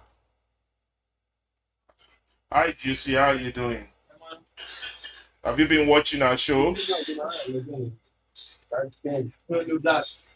I don't think she can hear me. Yeah. Yeah, that's good. Just do the remarks and let's end it. Can you end it from your end? Yes, I should end the live stream. Yeah, when you're ready. Once you're finished with the thanking the people and the Okay, okay. remarks and So I, everything. I thank everybody for joining us today. Tomorrow will be a fresh edition that Yeah, we'll we have are another going edition to have tomorrow. We'll have the very music interesting after the show. conversation. And there's a music after the show. Thank you so very much. We look forward to having you tomorrow on our live broadcast. It's another time that we want to learn and gain insight. And of course, based on our own motto, changing the narrative, we are committed towards that. Thank you so very much. We look forward to seeing you tomorrow. Bye bye. I got about 4 people on TikTok